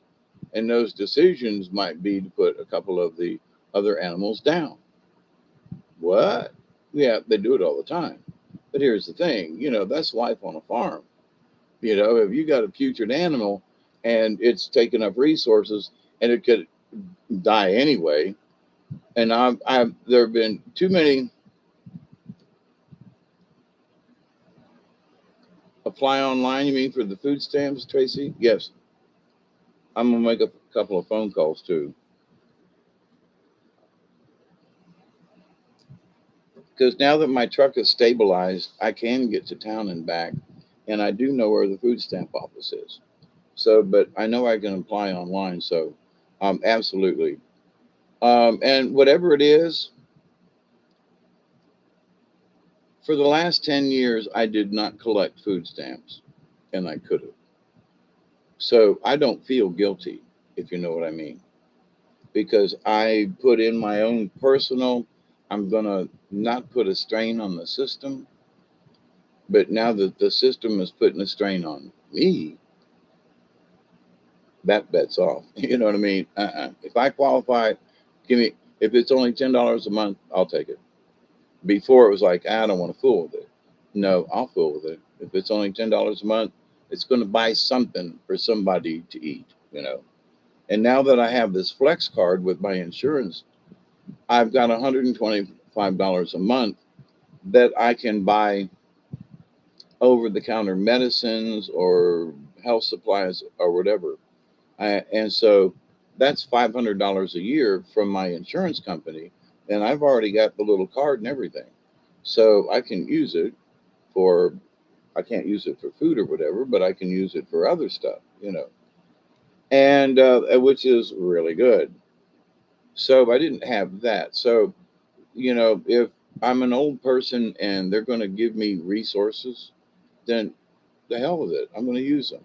When I was a young man, they wouldn't give me these resources. Well, you're a young man, you'll figure it out. Well, I'll be 70. Had to throw that in. 69 and three quarters. That, no, I'm sorry. Y'all cut me short on what I should be getting with my Social Security anyway. I should be getting at least $1,500 a month, and I'm only getting 11, barely 11. After several raises, I just went over the 1100 mark, which I should have got 10 years ago. Anyway, I won't go back into that. But the Social Security been cheating a bunch of folks. They've been stealing our money and using it on weapons and shit. Them folks need to go. I'm sorry. Social Security was built and for it to continue and survive. And the fact that they're keeping us so poor that we can barely afford dog food for our animals, and that they're forcing us to live in poverty. We cannot raise ourselves up from this because unless I can get a job, which I can't, there's no way I could do a job. Um, there are folks who are going back to work because they have to. And I'm like, well, no, I'll cut some more corners, but some bitch, them corners are getting close in, you know. But if I got to cut some benefits back or this or that, so be it. You know, I've got a really fast DSL line. If I need to, I'll go back to the slower one. You know, it'll save me $50 a month. Okay. Um, I can cut whatever over here or whatever, you know. But now I spent a lot of money on my truck to get it running, and knock on wood, she's doing okie dokie. And that took $1,000 out of my savings account. So then all the price increase and everything. So where I thought I was kind of stabilized. Now, don't get me wrong, I'm not trying to pour mouth, but it happened in less than 2 months where I was comfortable. Now I'm like, wait a minute, I'm gonna have to really be careful now. Not that I throw money around, but if I go in and buy something at the store or buy some extra dog food or something, that's an investment. But now it's like, fudge, it's all gone up so much. I better buy some now. So I spent an extra $25 for 50 pounds of dry food in case there's a shortage or the price goes up even more. Because what I had purchased at the end of, well, this is the end of June, will make it almost all through July. So feeding the cats and giving Duggar some and that kind of thing. So, the pets are covered. And I went ahead and said, I'm going to buy some more because I want to be able to get into August as well. Who knows what the summer is going to bring. So I am looking forward, and because I've got some money now, why not invest it? What's 50 pounds of dog food to sit over there in the kitchen till it's time to be used? And what's going to happen between now and then when I run out of the first bag and have to open the second bag? And so what's the economy like? How's the dog food situation? What's the price? You know what I mean? So I've got enough for a breather to see how things are looking into the future, how things are going to shake out. And it gives me a chance to, save up a little bit more money or something and be careful because the price may go up. All right. Anyway, what's that got to do with stamina and with the secrets? Well, the people who are controlling the prices, they have the secrets. So for me, I've been observing the prices, observing the trends, and I bought an extra 50 pounds of dog food because I'm like, I also wasn't out of the canned food, but I bought a case which will, take me into, will last to 10 days. It'll last 10 days with what I got and what I've already got on the shelf. So in 10 days, I'm going to be looking for some more dog food, one way or the other, for Duggar. So between now and then, I'm going to stop at the stores and see if the prices are down, who's got the best price, who's got what on the shelf, and how are the prices. And I'll buy a couple of cans here and there. I'll buy 2 or 3 cans, but 2 or 3 cans here, but then I bring them home, put them on the shelf, and that gives me my cushion, if you will, where he's not running out tomorrow. I've got 10 days before he's out of canned food, which is okay. I've still been able to find the canned food. It's just so freaking expensive is all. So, have to adapt to the situation. Not a problem. Am I freaked out about it? I'm a little pissed because the powers that be are holding the money. They're the ones that are controlling the size of the product. There was something else I noticed the other day. What was it? That the size of the product was smaller. And I was like, holy crap, they're doing it to everything now. So beware, that they want to still have a product, but it's going to be 5 to 10% smaller with only a slight price increase. They're um, sending these savings onto you, don't you know? So, but anyway, um, we just need to hang on, y'all. The one of the things is kind of sort of a continuing prayer is like, what what can I say to my dear friends and colleagues out there, to keep them with hope? And the answer keeps coming back. Look, there's been hard times on planet Earth before. We just haven't seen them. But with the record highs we had the other day, they didn't break the records for those days. So that 100-degree day did not break a record. I think it tied. So what was supposed to be like, oh my God, it's record breaking. Not quite. It matched it. Oh my God, you mean there were other years and times when the weather was this hot? Yes.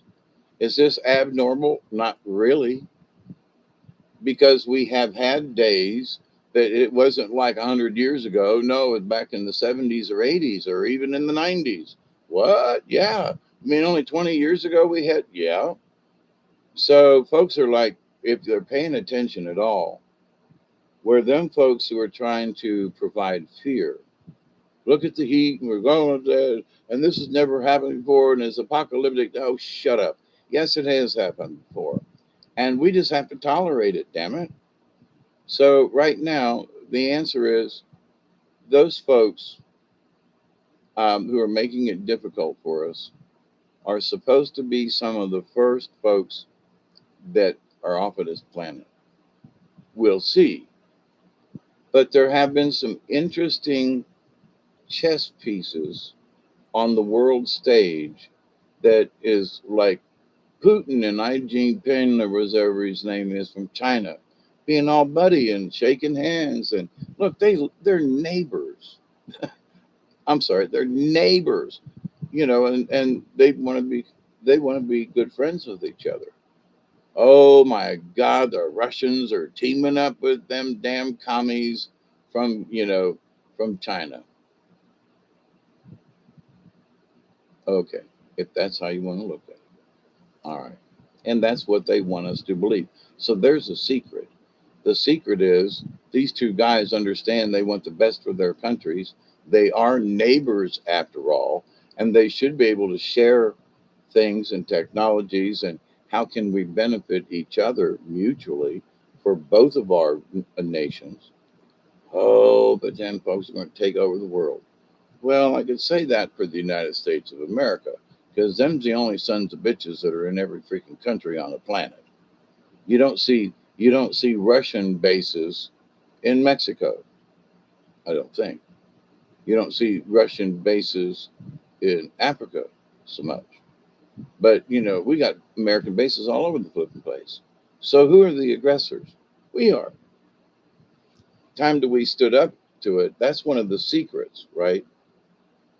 That we are actually the aggressors in a lot of situations because we want to poke our nose in over here. And there's the latest report is the CIA has been involved over there with what's going on in the Ukraine, and oh, we're trying to help out. No, you nasty sons of bitches, you're trying to instigate the war. Joe Biden even says so, that they want this. We're going to send more we're going to send more money over there, over there, over there. Anyway, but to the point though, why? Well, because we have military hardware that they have been making, and they need to shuffle the stock around.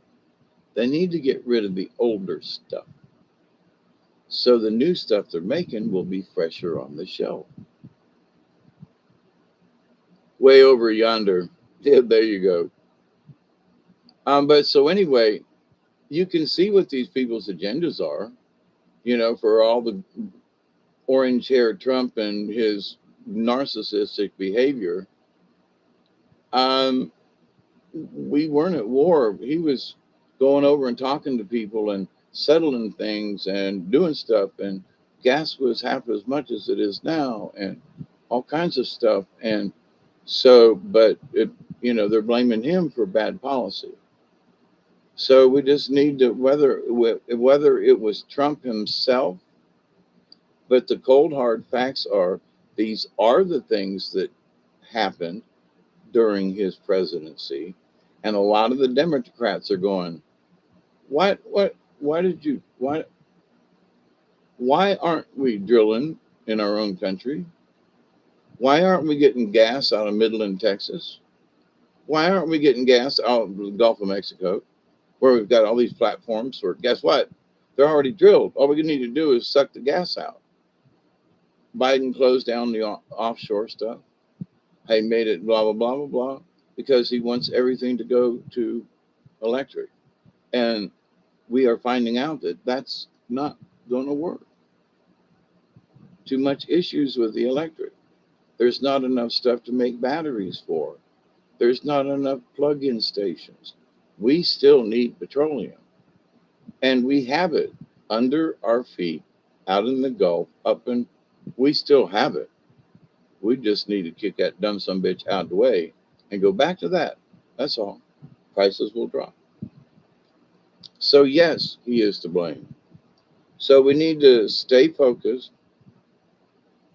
And the secret is he has outlined all of this because they're going for the greeny thingy, the Agenda 2032. He's on board with that, along with the UN. He's part of that group, and Trump wasn't.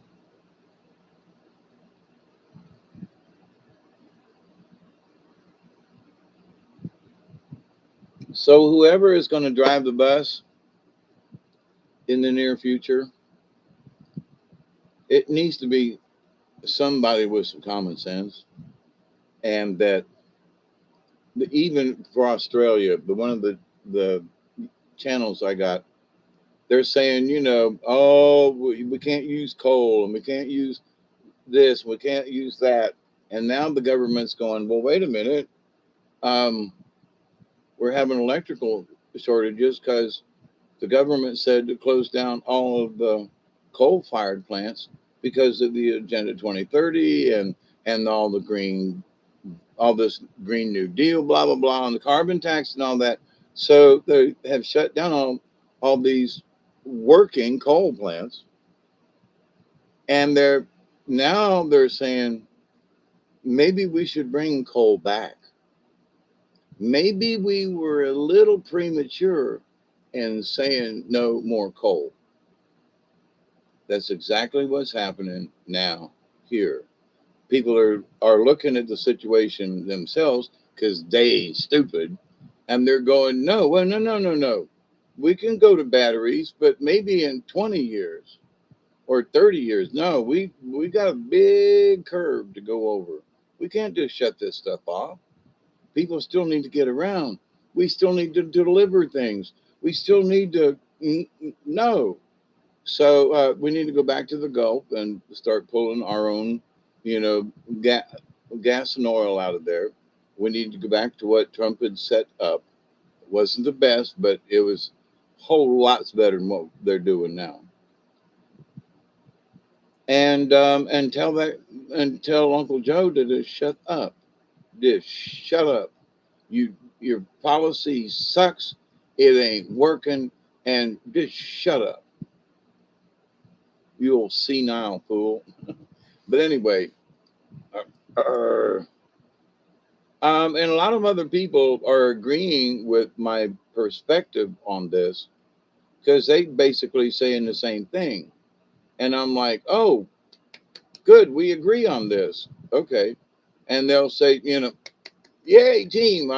So for me, I say yay, team, in that my observations and my help from my spirit guides in trying to understand some of this stuff, some of my own personal prognostications as to who's behind what, where the secrets are, is coming out that, oh, son of a gun, I was more right than not.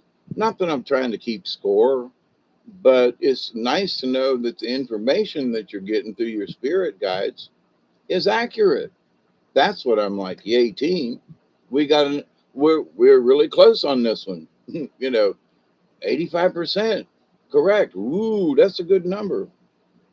So, but anyway, it's important to me not as a some type of narcissistic thing, but it really helps when I'm like, I don't know if I got that right. And then most of it is the information comes out true. You know what I mean? Because I may have discussed it, talked about it, and I hate to lie about anything or even stretch the truth or stretch the direness of things, as it were. There are folks, that were talking about the monkeypox, and I talked about it an hour or so ago, in that it doesn't really exist. This is a little small thing over here, and it's not really a big issue. Even for the people who were scared about it are going back in and going, and we were a little premature to say this was going to kill us all. But they do have them crazy people. They do have some agendas, and they do want to fulfill their agenda 2030 or 2032, 2030, isn't it? Anyway, their next agenda. And we just need to tell them no. But we need to be kinder to one another. We need to be kinder to the planet. We need to help feed our neighbors. Here's something, for example. I listened to the Jimmy Dore show on YouTube, and he's a crazy guy, and him and his crew, but he comes up with some pretty snarky things, but also covering some of the parts of the news that mainstream news just kind of hops over. So anyway, in this discussion, let's see, what was it about? Oh, something that happened recently. Um,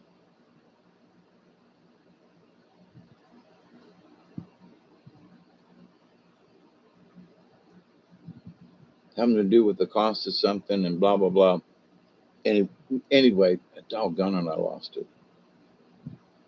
But anyway, but Jimmy had um, charts and bar charts and graphs and even some video on some of these discussions that are supposedly false. And so talking about Uncle Joe and stuff, nope, here's the plan. And this is what they want. This is what they're doing. So they're telling us the truth. And most people are going, what did Joe say? You know, but this thing about gas and energy and that type of thing, I've talked about it before. It has been talked about. It was literally talked about 20 years ago on some science programs. I talked about it where Hawkeye Pierce, I can't think of the actor's name now, but they did a whole hour program with some science thing, went to the Ford Motor Company, talked to one of the Ford mechanic engineers, and said, what could we do? Could we run this off of hydrogen? And he said, oh yeah, with carburation and a couple of changes, we wouldn't have to change the engine. We would just change, how the fuel got to it and so forth. And yes, and they were looking at a Ford Escort. And he goes, yeah, it wouldn't take much tooling or whatever. And yes, this could run off hydrogen. And so now Toyota's got a hydrogen powered hybrid type thing. That's where we need to go. All this other stuff, you can make hydrogen. from water and distill it in such a way and put it in a high pressure container like they do propane. You know, you can drive a vehicle on propane. Years ago, city buses and stuff, I don't know if they still do, but they were all running off propane. And so, wait, so for every pig farm that there is, for every that really smells, and there's a lot of methane, for every single, and I've talked about this for years too, for every single um, sewage treatment plant, if they collected just a portion of the methane that has to cook off to get to do their thing with the poo, and if we changed our ways, so we could have not only gas from the ground, but with every single city municipality that has a sewer system, and they do, we could be collecting the methane gas off of those systems. And it's natural gas, so, and it's easy to pump and move. And so every single one of us poos, the dog, cat's poo, all of that can be added to a methane digester to create what is natural gas. So this idea that the only solution is batteries is stupid.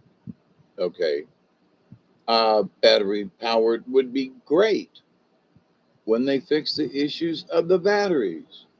There's so much electronics that some of these things, you know, are just popping and squealing and catching on fire, some of them. So, but the hybrid cars that run off of hydrogen and then a battery pack, that's the answer. You know, a little bit of both saves the planet. We're not drilling for the oil, but guess what though? We're going to need oil in the engine, no matter what kind of engine it is, because engines require lubrication, and lubrication is caused to use oil. What? Yep. So there you go. If you quit making gasoline and certain things, then plastic is a byproduct of some of the gasoline and gas procedures. So if you quit making gasoline and whatever, then the byproduct, which is like little beads of plastic for making all kinds of plastic stuff, they won't be there no more. So to make plastic beads for all of the plastic that is used in the industry worldwide, the byproduct would be gasoline or a product along the what? Yeah. So we still want plastic, so they would still make it. They would still distill it or whatever. And what are they going to do then with the product that they used to sell as a petrol? They're just going to burn it, right?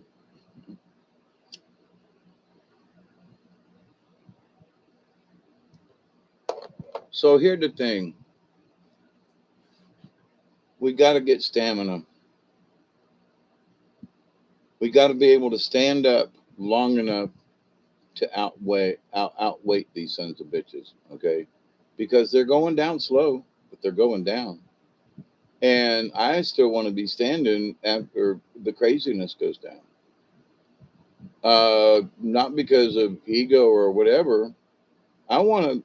I was told that I was a watcher and I was going to be able to be there at the end of this to help folks recover. And I just want to see them hold their promise. You hear that, y'all? You know, uh, not necessarily to be greedy because I don't really want anything else. If they come up with all these special, you know, med beds and everything, then I want my back fixed because that's basically what bothers me. I'd like for them to run over my head and fix whatever damage that happened to my brain to be repaired. I would like to have my left knee tweaked a little bit, but as far as I know, that's okay. I'll let other people who are sicker than I am go first. I'm not in a hurry, but if you're going to have an opening, then I would love to have you work on my back. You know, um,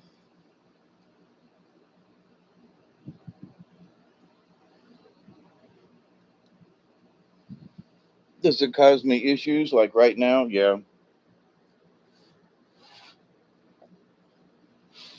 but I was doing construction work and digging and getting ready to pour some more concrete, which I had given up for the last couple of months. I need to go back to my porch. It's been neglected, and then the heat moved in. So, but I need to go back and finish that project. When honestly, trying to garden or whatever, what I was spending, I had moved my energy to. It, nope, I can't put any more into that at the moment because I have, to see 10 trees that you transplanted and 9 of them are dead. All the time that I took and all the extra and the this and the that, and to have them be dead now because we had no rain and it was 101 for a couple of days in a row, and the UV is outrageous. Oh, well, as much as you try, and then Mother Nature. So, but to my questions to the universe, yeah, there's going to be some strange happenings. And ET is saying, November, November, we've heard this before. However, like I said, there are some other changes that are going on. Like, for example, the Pope's like, oh, I think I'm going to resign. What? So that would take care of one thing, and to get rid of that crazy SOB, that pedophile and Satanist. And let's look at some of these other people and these other things that they've done. So those folks, and some of them are cardinals and bishops and all that kind of stuff. I mean, some of these folks are higher muckety mucks. If those folks weren't in control, and if they weren't there to make whatever the decisions are they're making now, and fresh blood was brought in who weren't a part of some kind of Satanism within the Catholic Church, and they're not a pedophile, they're not gay, they're just a priest or a nun, just someone who wants to devote themselves, to helping others and being, but okay. So that part. So things would be a lot better if the creepazoids were out of the way on all the different levels. So now the promise is they're going to take out the creepazoids. We'll see. Then how come Bill Clinton and Hillary Clinton are still walking around? You know what I mean? But we all know that the real Hillary's dead, and this lady they're promoting does not look like her. It just, I can't believe that that there isn't someone out there that's going, I met the real Hillary 15 years ago. That ain't Hillary. Ain't nobody saying a word. Let's see that. See, now that's a secret. Let's see if that secret gets brought out into the open. They still got the laptop. They still got some other things going. They did, sentence the Maxwell lady. So there is progress going on. It took them 2 years.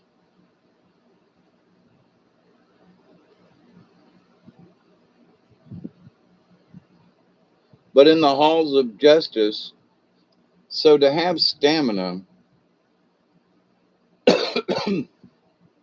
we can see that mountain lion on our tails, okay? And the stamina is to stay ahead of them claws and jaws, right?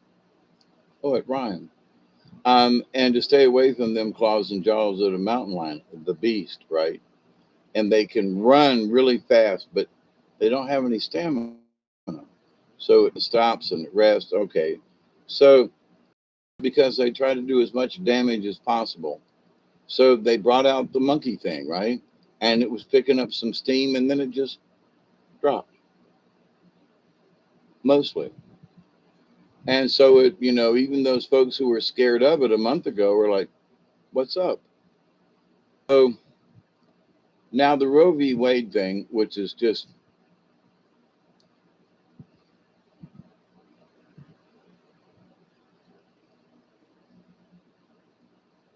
it's a stupid thing to argue about in that it goes back to the states. It never was in the Constitution. That's the truth. Every state can make their own law, period.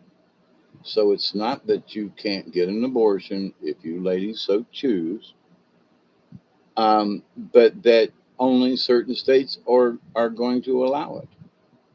So it's not illegal entirely. So if you got, like back in the day, I told this story of the person I knew who aborted our child without asking my opinion, by the way, but I had to drive her to Tallahassee.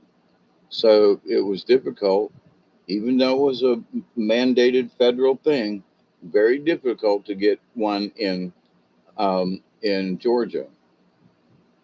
Now that was a good many moons ago, but to the point. So appointment in Tallahassee, went out of state. She had the procedure done, and that was that. So the fact that you can't get one or it's impossible and all this other stuff, that's just not true. I agree with the rights for the woman, but it's still murder. When I held that tiny little fetus of my child in the palm of my hand, my opinion changed. Yeah.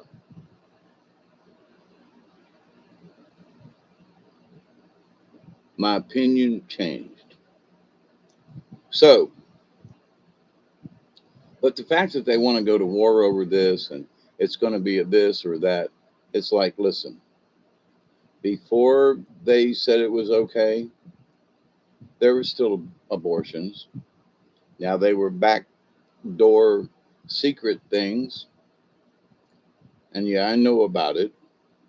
And it was backdoor late at night procedures. That is honestly true. But if they were in clean environments, but it was still backdoor in the middle of the night procedures because it couldn't be brought out into the light. So, and that in and of itself is a creepy feeling that you have to do this under the discretion of night or whatever at a medical facility now with a licensed doctor. But you can't do it in broad daylight. You got to sneak around. Um, I thought that was not right. You know, the woman's right to choose, but then you make it so that you got to go in the middle of the night. You have to do all these things, and it was creepy at best. But so there will still be available because this is 2022 abortions to those women who wish to have it. If that's your will, then you'll find a way. That's how that goes.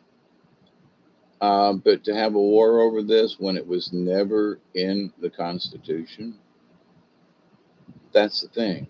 Send it back to the states and let them deal with it. But let's stop with this war, for goodness sakes. The war on drugs, for example. Sign that damn bill into law that would revert all of these marijuana laws and stuff. Let people out of jail who were busted for weed. Um, they're because I had weed, then my Georgia arrest and everything could be expunged, like it never happened. And so then that felony would be wiped off my record. That would be nice. Even at my age, it would be nice. But for the simple fact that it wouldn't be illegal for me to smoke a bowl, period. That'd be the biggest thing. And they have the power to do that and to make it legal for all 50 states to grow it, that they're taking away the federal mandate and it ain't there no more.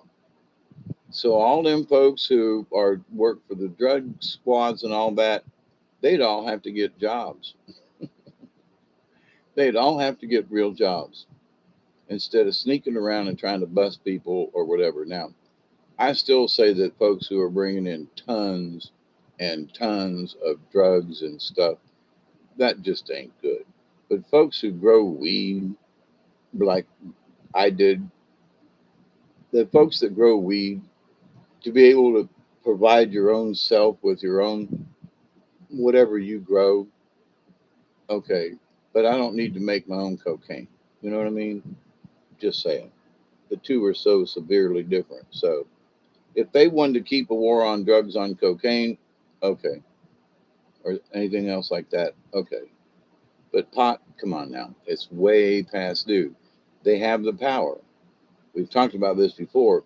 So those folks who are controlling things, they don't want to give up the power.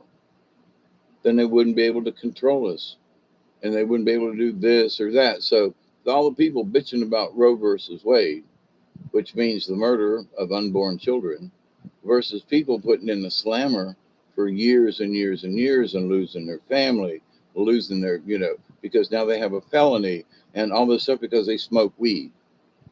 And but we didn't kill anybody, but look at the amount of lives and things and save families and all this and cut the incarceration rates down and people will go back to work and more, but no, we have to make the issue killing babies or not to kill them and the rights of the woman when the rights of people who are smoking weed have been severely infringed upon and they're still living. Okay, just saying. So where are our priorities? Well, that's the secret part of this. They don't want to tell you because there is this business built around Planned Parenthood. And if Planned Parenthood goes down, a lot of people are going to be out of work. A lot of other, why don't they want to sign that bill about, the drugs? It's because then what would all these federal people who were hired to be part of the task force, what are they going to do? What jobs, their job requirements have changed, right? So they're not doing this. The secret is because they don't want to have to pay these people. They don't want to have these people because some of these people have secrets, right? Because they've been snooping. So, but this idea that they could change it tomorrow if they wished, they could change a lot of stuff, which they obviously did with Roe versus Wade. So, but it doesn't take away everything. And I'm hoping that folks will just calm the hell down. Lay that tiny fetus in these people's hands and say, this is what I took out of you. See the little feet, the little hands right there, like that doctor did to me? Folks wouldn't be wanting to do, they'd be thinking of other stuff. They'd be giving children up for adoption. There would be other ways to deal with whatever the situation is. There are gay folks who are looking for families. And if somebody said, hey, I ended up pregnant, I really can't provide for the child, but if I will continue, I'll be the surrogate mother and you can adopt right to you. You will, here you go. I was adopted and so was my sister and etc. So, what's wrong with the adoption thing? No, we got to kill them. We got to kill them. They know adoption. No, we got to kill them. Little things, who's going to take care of it? I don't know. Unwed mother, got to kill them. Got to kill them. Got to kill them. Okay. Now, my youngest granddaughter, God bless her, she's still in the prison system up in Connecticut, but she does have a part-time job or a job She is keeping punctual. She has made progress. She's been off of the whatever for at least a year or so now. She is making progress. And the reason I bring this up is because she had a child with someone who is now being a regular SOB, and won't let her see or speak to her own child because, she was arrested and put in jail and all that, but he had a part in it of why she got arrested. So, there's a lot of blame to throw around. But here's the thing, for the benefit of the child to know its real mother, and for the mother to be trying so hard to clean her act up so she can see her own daughter and be a responsible mother. Important. But the system is keeping them apart. The system says, no, you can't see your daughter. No, because you did this. Well, yeah, but that was 2 years ago. And I served time and I'm out and I'm serving my probation and I'm doing it well. I have a job. I've jumped through every freaking hoop you asked me to. Now, why can't I see my daughter? You promised that if I did these things, that you would help me so that I would get visitation rights to see my daughter. And they don't want to do it. Now, that sucks. Now, she still needs to keep her act up. She still needs to keep her act clean, regardless of how the rest of the system works. But she's got to clean up her own karma. But here's the thing. In talking with her years ago, she had was had wrestled with the issue of, do I get an abortion? And she didn't. So, but this child has a father. They're supposedly taking care of her and all that, but he's being a stingy son bitch, and he's the kind of male that I don't like. He's that kind of, well, women should, serve us men, and I don't agree with that. So, but who is suffering is my granddaughter. My daughter is suffering because none of us can see her or have any contact with her. Who she's 4 or 5 years old now and starting to grow up, right? So the secret is there are things going on within his family and the court system and whatever. But if he gets involved too much, then he could lose the child altogether. And he don't want to live with her, my granddaughter. They don't want to get married or nothing like that. So, but to share custody, it's not manly to share custody, you see. So there is this disparaging space of attitude. He's this male dominant alpha type person that I don't like those kinds of personalities. But that's who she got involved with. So, but there's a child involved, but it didn't require killing the child. Even with all the weirdness with my granddaughter and everything, I'm proud she stuck it out, you know, versus giving in like some other folks that I've known. And she toughed it out. And the fact that she can't see her own child now, it does hurt inside. But honey, you created the situation. We, you know, I sent messages and prayers and please, Jesus, stay out of this. Oh, I'm okay, Grandpa. Lied to me. And I knew she was lying. And I never gave up hope. Listen, I know you're lying to me, but I'm still praying for you. And I still hope that you'll see that there's another way to this.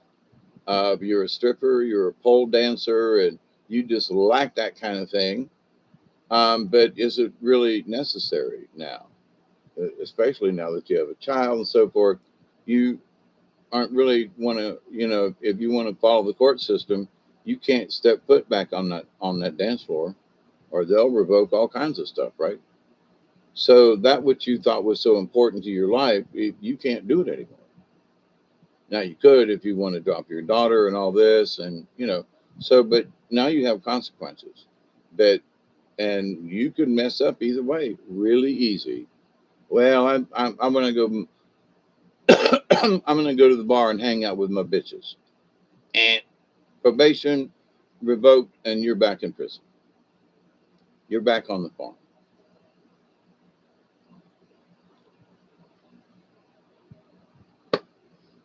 And there are a lot of people in the prison system that are being screwed over, mucked with, and otherwise. Oh, that's what I was going to say. Backing up a little bit. Jimmy Dore Show did a segment in one of his programs. It might have been a week ago now, about homelessness in the big cities in the United States, and especially in like San Francisco and California. So there's this thing out that says, so which state has the lowest homelessness? You want to guess out of the 49 continental states? Da, da, da, da, da, da, da. The state is Mississippi. Mississippi, with rednecks and coon dogs. Mississippi, where they probably still wear mullets, and where they say y'all, and where they say thank you, ma'am. And the South, Mississippi, has the lowest homelessness rate in the country because they followed, I think it was the Netherlands model that's overseas over there. I think it was the Netherlands that said years ago that they were going to provide housing. If you're homeless, you can get an apartment. Maybe not a house, but you get an apartment. Because in the United States, you have to have a job, you have to have an address before you can even apply for housing. So the rules here in the United States make it impossible for you to get help because it's absolutely backwards. So now in the state of Mississippi, all them stupid rednecks, they have decided to have housing available. And regardless of whether or not you're a drunk or a drug user, now you must attend. Here's your house, but you're going to have to go to counseling. It's mandatory. You want to live, here's your house, here's the keys, but you're going to have to go to counseling. We would like for you to break your alcoholism and your drug addiction, and we will help you. And oh, by the way, since you've been homeless and don't really have a job, we're also going to give you food stamps to make sure that you have enough to eat each month while you get clean, while you find a job, while you maybe get re-educated so you can get a job. Now, the Netherlands, so they've seen a drop in crime. They've seen a severe drop in recidivism, where it was up like 80-90% of people were going back. Now there's 80 to 90% of them are staying out of prison. They did not go back to being a drunkard or a drug addiction.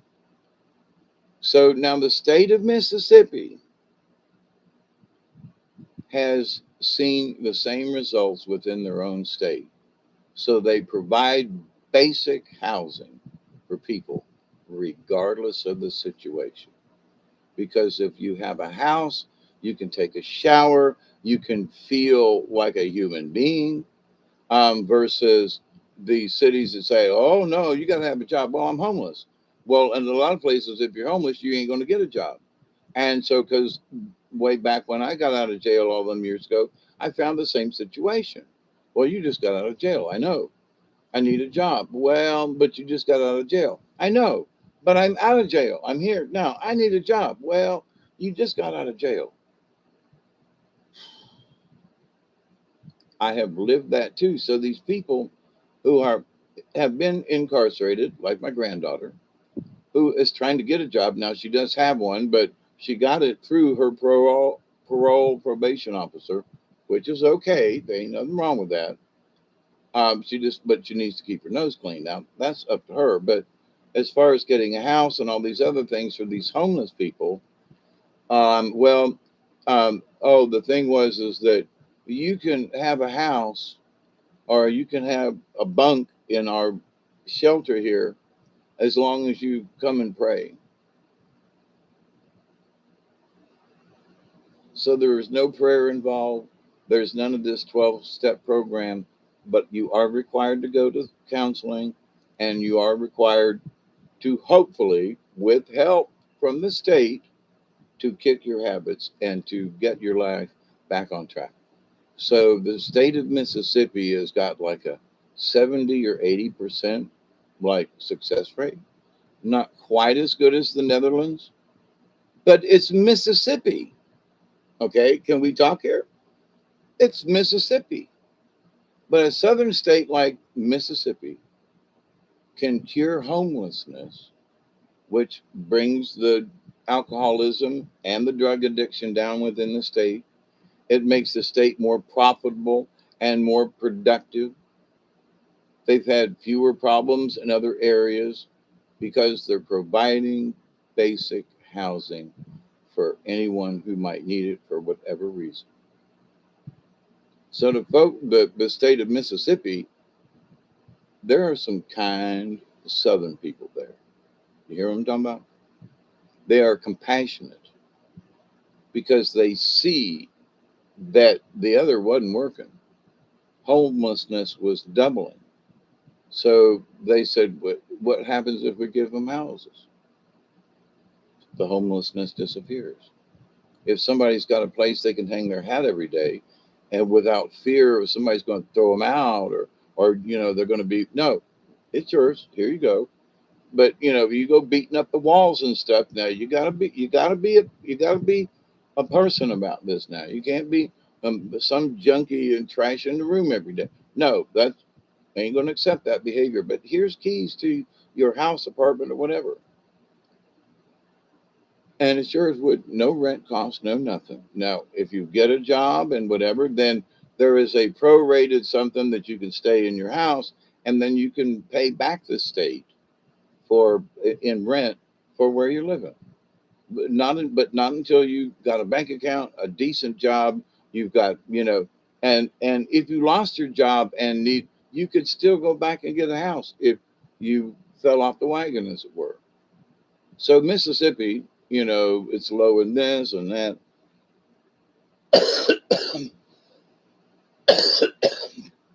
But the fact that they have addressed homelessness, Mississippi needs a big gold star, you know, and the folks in Mississippi for being compassionate. So California and New York and all that kind of stuff, they ain't gonna do shit. So if you're homeless and need a job, go to Mississippi. You know, you might not be able to get an abortion there, but uh, you can get a house. You can get a place to live.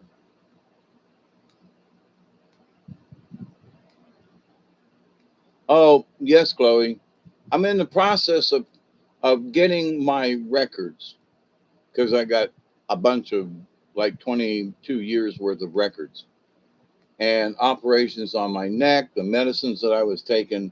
So I'm in the process of that now because to go in cold turkey without my medical records of any kind, uh, you know, he's just going to turn me around. That's what the lady said. She goes, Mr. Null, you need to get your records together and we'll help you if we can and blah, blah, blah. And I was like, well, so I need to go in and sign a paper that says I give them permission to release my records from Colquitt Regional Hospital, which is like across the parking lot from their offices kind of thing.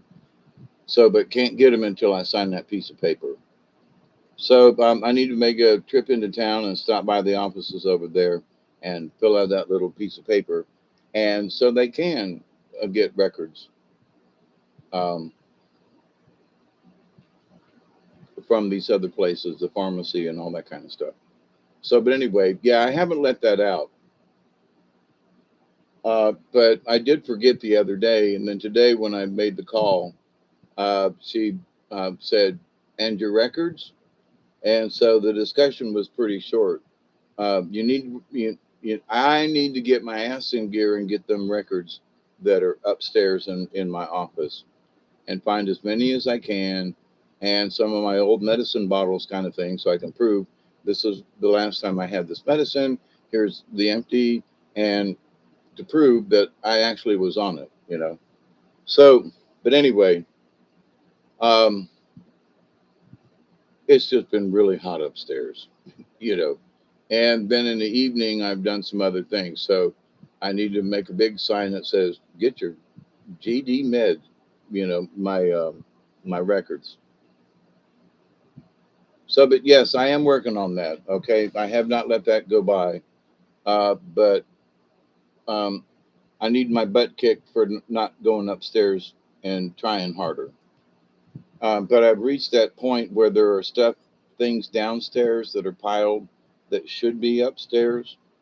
And so I'm to the point where I'm at a critical point, critical mass situation. This shit needs to go upstairs. And I need to go upstairs because there's stuff up there that I need to bring downstairs. So, uh, shortly, hopefully within the next day or two. But there's somebody that's tried to interrupt me and said, "Hey, we're going to take you some." But anyway, but to the point, Chloe, I promise. Um, have had it not been for some interruptions the last couple of days, I would have made those appointments. But then when I talked to the nurse, I got to have them records. So, and that's my fault for not following through on that because I know and I knew they needed my records before I got there, so that I would have proof of what I was discussing, that operations and meds and so forth that I was taking. So, but anyway, and that's on me. But I'm tired of this, and I need to get her done. So, but anyway, all right. It's been 3 hours and 7 minutes. It's 3:27. Oh, I missed the 20. Oh wait, we can't have that. Listen, folks, I love you to death. I do. Um, and there's a lot of folks out there that I'm still praying for, but it seems like they've taken a detour or a side path on the road. Um, and I think it's confusing some of these people because, as I've stated before, to connect yourself with the universe is to just understand that you're always connected to the universe. You know, it just takes practice to listen to your spirit guide. It takes practice in being able to understand. It takes practice to go into the great mystery, into the dream time, and to hibernate on things. It takes practice to listen to the universe. It takes practice to hear the drum and the heartbeat of Mother Earth. It just takes practice. So it doesn't mean that it doesn't exist or that there's something else out there. It just takes practice with what's already here. So folks that are seeking more information, you need to give away some eggs. Oh my God, you got 12 dozen eggs? You need to hang a sign out on your mailbox. Fresh eggs.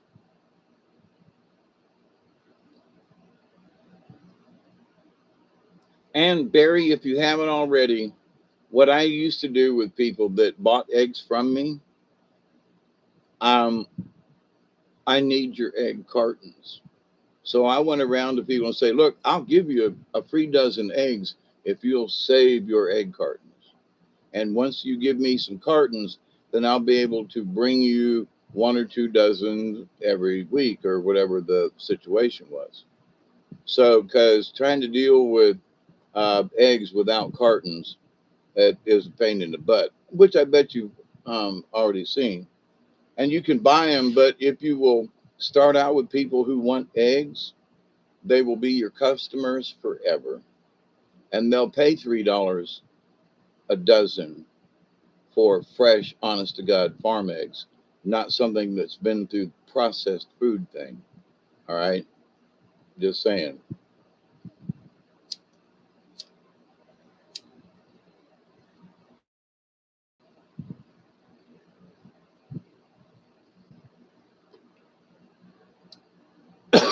So there goes my 20 mark. I'm going to go out and finish supper that I started 5 hours ago, and I'm still hungry. But dearies, I love you. I do. Yes, there are changes in the making, and use your discernment. In other words, run it through your filter, run it through your spirit guides, and just there's that old saying, it was Chinese proverbs of a type, and the young boy was asking his father, about making a decision, and what is right. How will I know, father? And the father looks at his son and he said, or maybe it was his grandfather, and said, son, whatever your problem is, eat it before you go to bed. And if you wake up in the morning with an upset stomach, then you know what your answer is. Or not an upset stomach. If you wake up the next morning and you don't have a stomach ache, then whatever your decision was the night before must be a good one. If you wake up with a stomach ache, then something's off. So I would say the same thing. There's so much stuff flying around out there, and so much of it is geared towards fear, as y'all know by now. So stay out of that fear category. Dance around it, have a good time, but stay out of the chaos for real. It's so easy to slip right over there and be a part of that little bit of chaos, but the answer for us is to stay out of that cacophony of chaos, because then our spirits and our energies get drawn into it. And that's why we need to be that observer and don't get sucked into the emotional part of this. Just hang on, keep your eyes open, and keep your feet steady. And for God's sakes, above all, have faith in yourself, at least, and believe, believe, believe, believe, believe. It is so important. So I love you. Happy almost 3:20. What? Come on now. Oh, it's 3:32. All right, I'll take another hit, but I'm gonna let you all go. I thought a stack return cartons would be appreciated. Yeah, I had the people that I sold it while I was working at the plant. They would bring me bags full of empty cartons, and I'd say thank you, and and then Mr. Dave, I need me 5 dozens. Be making some pies and stuff for this weekend. I've got There were several of them ladies that had businesses making pies and cakes, and oh my God, they're pies and cakes. But they said, Mr. Dave, but we've had eggs, but your eggs are so good. They make our pies and cakes rise just right and everything. And so you find somebody that's a baker or something like that, they will pay because it makes the cakes and the pies so much better. That and here's the thing, Barry, is I firmly believe this in that in the laying houses, there are bugs and stuff that they can eat and stuff like that, but the feed and the minerals and everything is so controlled. But if you just have uh, yard chickens and they're eating bugs too, and you're feeding them, so they're getting that extra natural protein. But you're the environment with which the eggs are is different. And you find a woman or a man who bakes and offer them a couple of dozen eggs to like get you started, they'll be knocking at your door, literally knocking at your door. Mr. Dave, I got some bacon to do. I need 5 dozen eggs. How much is that? Well, I was selling them for $2 a dozen, and so that's $10 for them eggs. Now, it actually wasn't enough, but we were both happy because they'd bring me pies and cakes. I'd say, well, next time you make like for me, I love sweet potato pies. I said, next time you make some pies, and I love me some sweet potato pie. I'll pay you for it.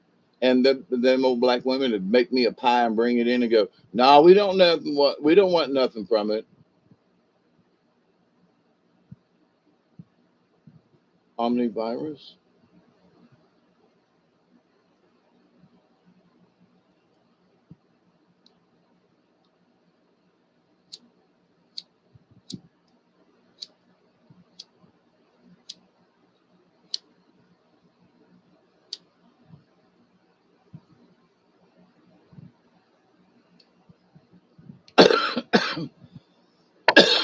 Ooh, that's a good one. That's Big Bertha right there. So, my dear friends, hey Steve, I'm fixing to go to sleep because I've been doing this for 5 hours now. I hope you're doing well, Steve. Honestly, um, but there are so many wonderful things that are in between the lines. So, with all the fear and the cacophony of craziness out there, there's still, there's the state of Mississippi, who's taking care of homelessness by giving folks homes. I mean, who would have known, right? And that some what would consider a goofball in Jimmy Dore and his comedy or whatever to be, he used to be on the Young Turds and saw through them and got out. But and they still rag his ass, which is just like really unprofessional for them. Um, but he does it to them too. So but um, petty bickering.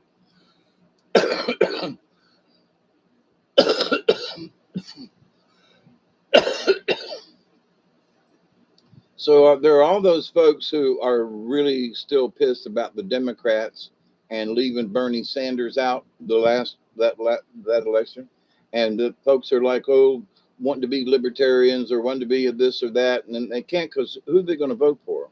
Who's out there that they could vote for? And looking at the Democrats, is there anybody out there that them poor sons of bitches would vote for, or who would even run? That's why they're bringing Hillary out, which I can't believe that's really happening, but we'll see how the news turns out. But since they're already talking about it, something's in the works. Somebody's learned a secret, and now they're kind of pondering that, that secret information they were privy to. So the January 6th inquiry thing that they've got going on and all that, everybody knows how much of a fake that is. So the recent thing was that Trump had jumped over the seat and grabbed the wheel of the Secret Service man because the Secret Service wouldn't turn in the direction or whatever.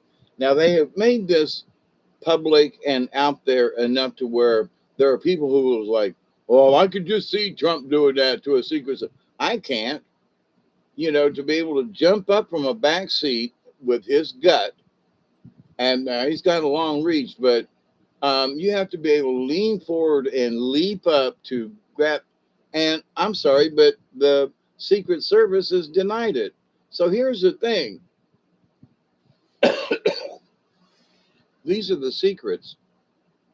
The secret is they came up with this lie. Now, the lie that they brought up, because they brought it before the council thingy, they're taking that as, oh my God, Trump pissed on beds and he tore this up and and he attacked the Secret Service. Well, but he's the president, and if anybody should be able to attack him, it should be him. That'd be number one. Go ahead, bitch, slap me back. I'm the prez.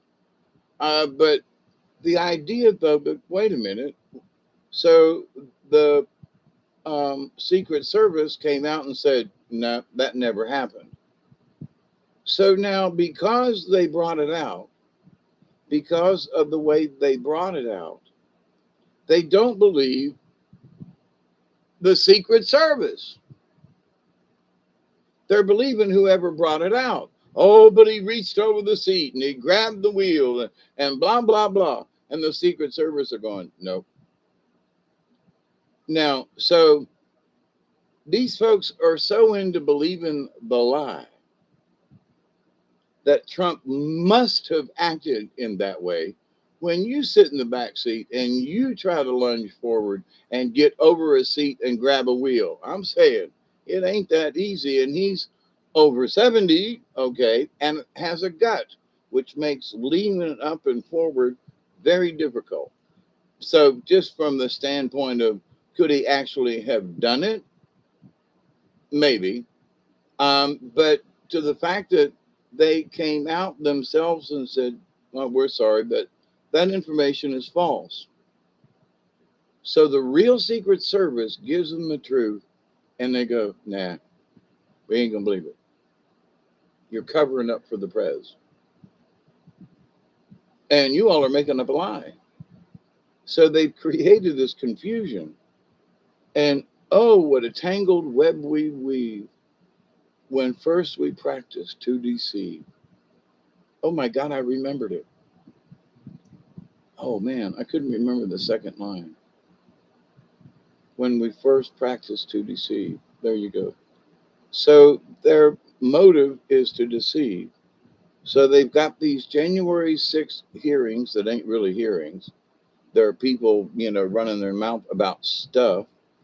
And now whoever swore and took an oath that this thing with the CIA. So now the latest story yesterday and today is how Trump did this thing. And you got to scratch your head and go, seriously? Now the Secret Service says, no, it didn't happen. That's a lie. No, no, no, it really happened. No, no, no, because we brought it out. We broke the story. And they're going, no, no, no. You see how conflagrated, messed up this mess is? When people are most likely to believe the lie because it was stated first. It must have happened. He must have hired hookers and jumped up and down and pissed on a Russian bed. He must have done these things because these folks said so. They beat everybody to the pump.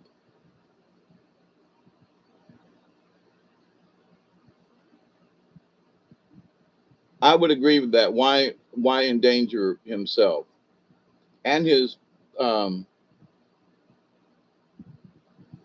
night, Pearl. Yeah, I'm about to get out of here too. Because I got Z's I got to practice with. When I stay up this late, I'm really bad the next day. And so, like, I need to call the doctor and follow up on some stuff. And if I sleep till 4 o'clock, then I have lost the day. So, but yeah, there's a lot of stuff that is seen, a lot of things being moved around, their positions, things being shuffled here and there. I mean, they're replacing Rachel Maddow. I don't, okay. But, they just changed the person in the White House secretary thingy. And that poor black woman, I feel sorry for her. Oh my God, that poor lady. And they're picking on her, and they have the right to.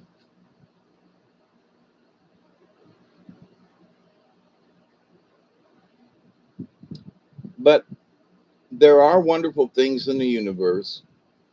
There are supposed to be, I will repeat that the ET folks are saying that something's going to happen around the 4th. There's some people getting arrested and going to jail, like here in the state of Georgia and some other places. So there are things that are happening on the lower levels, but it still has to do with, large amounts within a state or something like that. And so um, we'll see if ET's right this time. But the transition, the 5th of November, other changes are to take place over this summer and into the fall.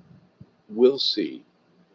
So, in the meantime, I will continue to pray each and every day that each and every one of you will continue to learn how to accept and receive the knowledge, the healing, the wisdom, and the many, many blessings in the universe. And every day when Duggar and I go out to play, we both pray for all y'all that you will continue to learn how to accept and receive the knowledge, the healing, the wisdom, and the many blessings that's out there in the universe. And in that law of three, which is still important to me, I continue to pray that each and every one of you will continue to learn how to accept and receive the knowledge, the healing, the wisdom, and the many blessings in the universe. And that you would take heed what the cards have been coming up and saying. If you don't have any stamina right now, now's the time to build up your stamina. If you haven't been walking, start walking.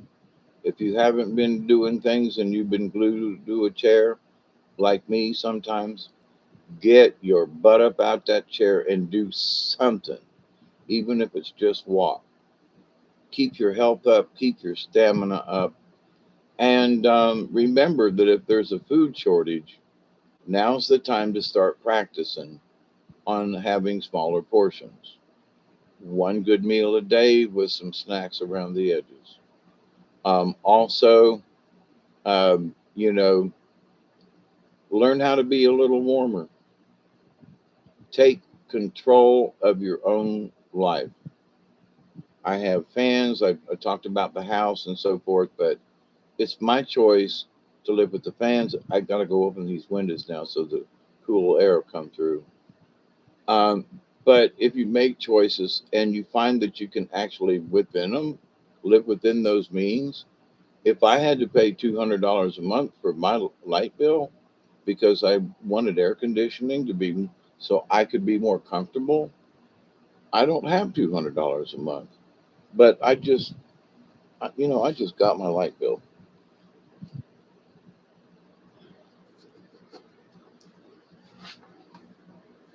for this month, or for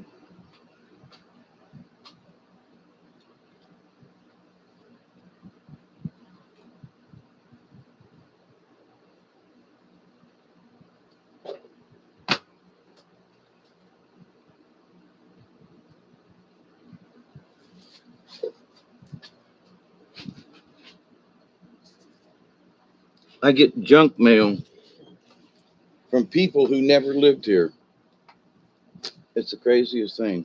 Here's my light bill, and it's been in a white envelope for all these years, and now it's in a paper bag. Interesting. I think the brown paper bag look on the envelopes is fine, or they're tough.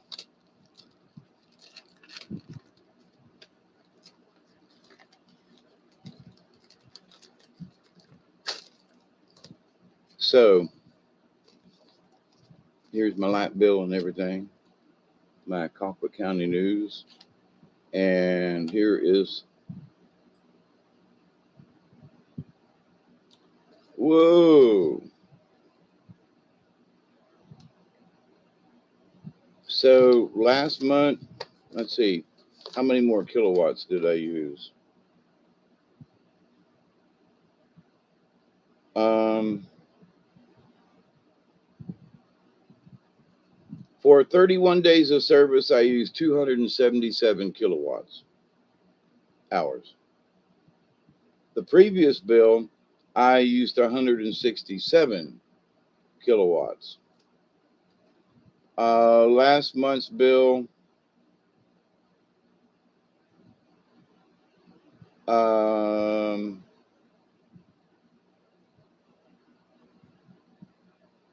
it cost me $1.04 a day for electricity. Now, this last month, ending in this June, uh, it's cost me $1.45 a day. And so my current bill for the month of June is $48.51. And the price of kilowatt hours has absolutely went up but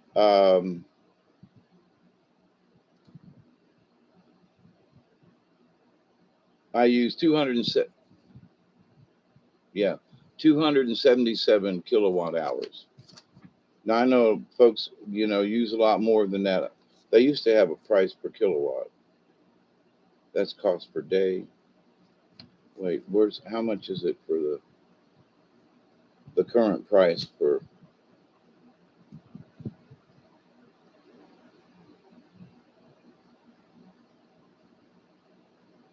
Hmm.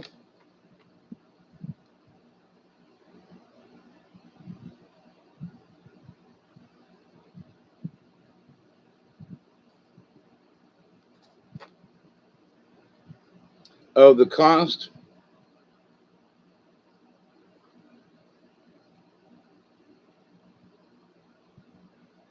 There's a cost adjustment. What? Where's the? Hmm. That's interesting. They don't have the price per kilowatt.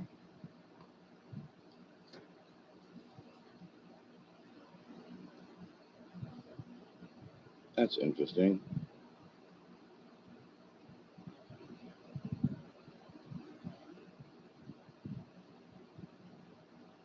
So anyway, thank you for waiting. But um, I have some control over this, and there are folks out there that feel hopeless and that they have no control. Is my point about my phone, my light bill, is because I can turn off lights, and I don't know why it costs a little more because I use a little bit more than even the month before. But I am running another fan. I turned on this box fan where I didn't have it on last month. So that box fan cost me a couple of dollars for it to run for 30 days. So, and I know this because it was under the stairs and I had to dig it out. So that's what cost me the extra this month from $35 to 40 something is running that box fan. How about that? So, but anyway, so you can take control over your life, if nothing else than to turn off some lights or to, lower the thermostat or raise the thermostat or, lower your thermostat on your hot water heater. It's not always on. Turn it off once in a while. Uh, I mean, there's a lot of stuff that you can do to when it seems like life is spiraling out of control. There's still things you can do. So it's a little thing that I can, keep my power costs down. But the same thing, I take pride in the fact that I can handle my light bill without it just going out of whack and worrying about how am I going to pay for my bill and all this. Just saying. So Jules and Steve and Barry and who else is hanging out? Y'all, you don't have to clock in. I just was Pearl. I think Pearl is probably zoned out on us. Chloe, if you're still there, Tracy, and anybody, ladies, I love you guys too. Now I know that's freaky deaky, but keep up the good work. And there are going to be people who are going to try to sway us off our path, and the path of righteousness, if it is this. We just hey Deborah, how are you? Oh, and I'm just leaving. I'm so sorry. I've been at this for 3.5 hours and 2 hours on another show. So I'm so sorry, but I'm tired. I haven't had the rest of my supper, and but I would love to hang out some more, but I simply can't. My back is hurting. I need to walk around, and but thank you for showing up and paying attention. But so with all these things that are going around, there are lots of secrets that are out there. And so for me to pull the Lynx card, um, for us to be aware of secrets that are being told to us, deceptions that are being brought to us, and we need to use that cat-like awareness and go, "Nah, something's spilled. I smell something fishy in the garbage can." And the other card, again, as a reminder, was the elk card, which is all about stamina. You're being chased by a mountain lion who wants a free meal. And the only defense that elk has is not that he's faster than the mountain lion, but he can run longer. It's the stamina. And we need to make sure that in our heads, that whatever these crazy people want to come up with, I have been subconsciously thinking about this, and I've said it tonight and at other times through the years, in that I was told that I was going to be here after whatever to help people try to, get a grasp on more simpler ways of doing stuff without, bringing such a taxing thing on our environment and on each other, and I'd be here after the fact to help clean up the mess. That's what they told me years ago. And I was like, yeah, okay. So if that's the case, though, and I've got to almost 70, y'all better, keep up with your, and if I don't make it, that's okay too. But so for me, I want to be able to stand up on the other side and say, I made it. You know, what I want out of this deal, I want to be able to go, I made it. I made it. I made it. Daily, I claim that we see what is and not what we want to see. That's right, Jules. And there are things that we've been told not to see that are actually there. Did you put that in there? But, like certain spirits and orbs and stuff like that, when you start seeing that kind of stuff and you have proven it to yourself that one way or the other, it's real. There that video of a couple of years ago where that orb went like right across the screen, right in front of me and everybody. That was like proving a point right there. Like there goes one, and I ain't making this shit up. So, but the seen and unseen, and I think that there are some people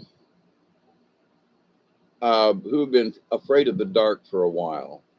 And something that came up yesterday or today in my musings, it was like there were certain phrases that were just like coming up in my head, like, you know, we are beings of light, and as light beings, we shed light into the darkness. And it was just kind of this tumbling of thoughts along this line. And that in it, that there can be no light without darkness. And the darker it is, the brighter the light. Wait a minute. We're talking about darkness here, right? Yeah, but we want to shed light into the dark areas. Yeah, but don't we associate the darkness with like evil, wicked, nasty, mean, and stuff? Kind of, sort of, we do. And in the darkness lies the fear. And out of the darkness came this face, and darkness, you know. Um,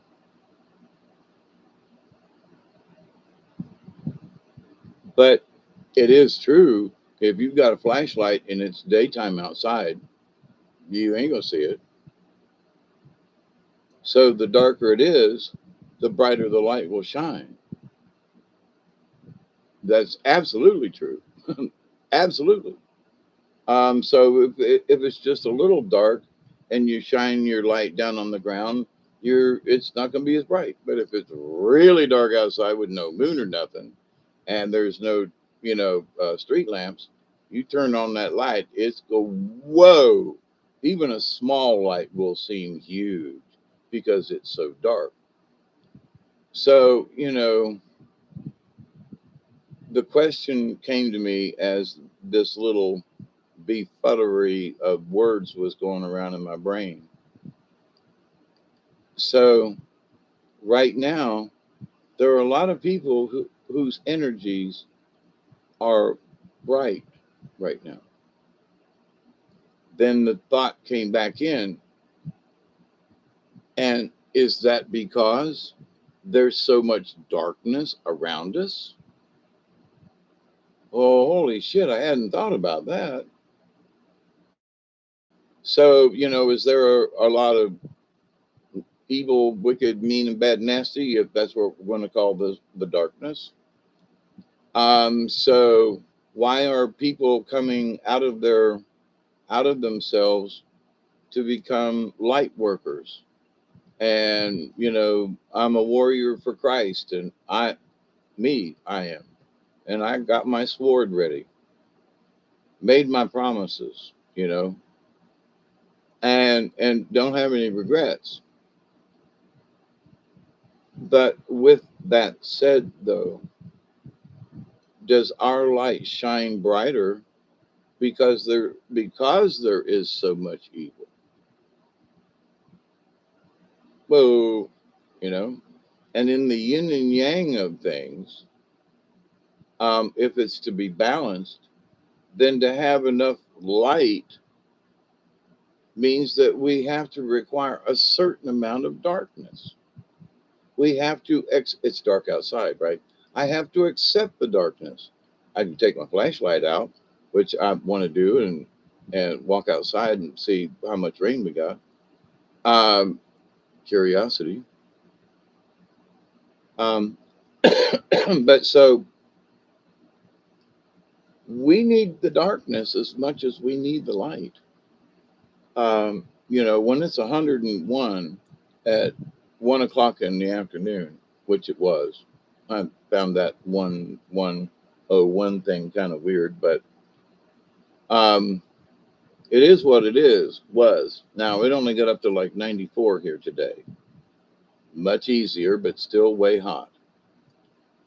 Um, so and it was very bright outside until the clouds came in and gave us that shower.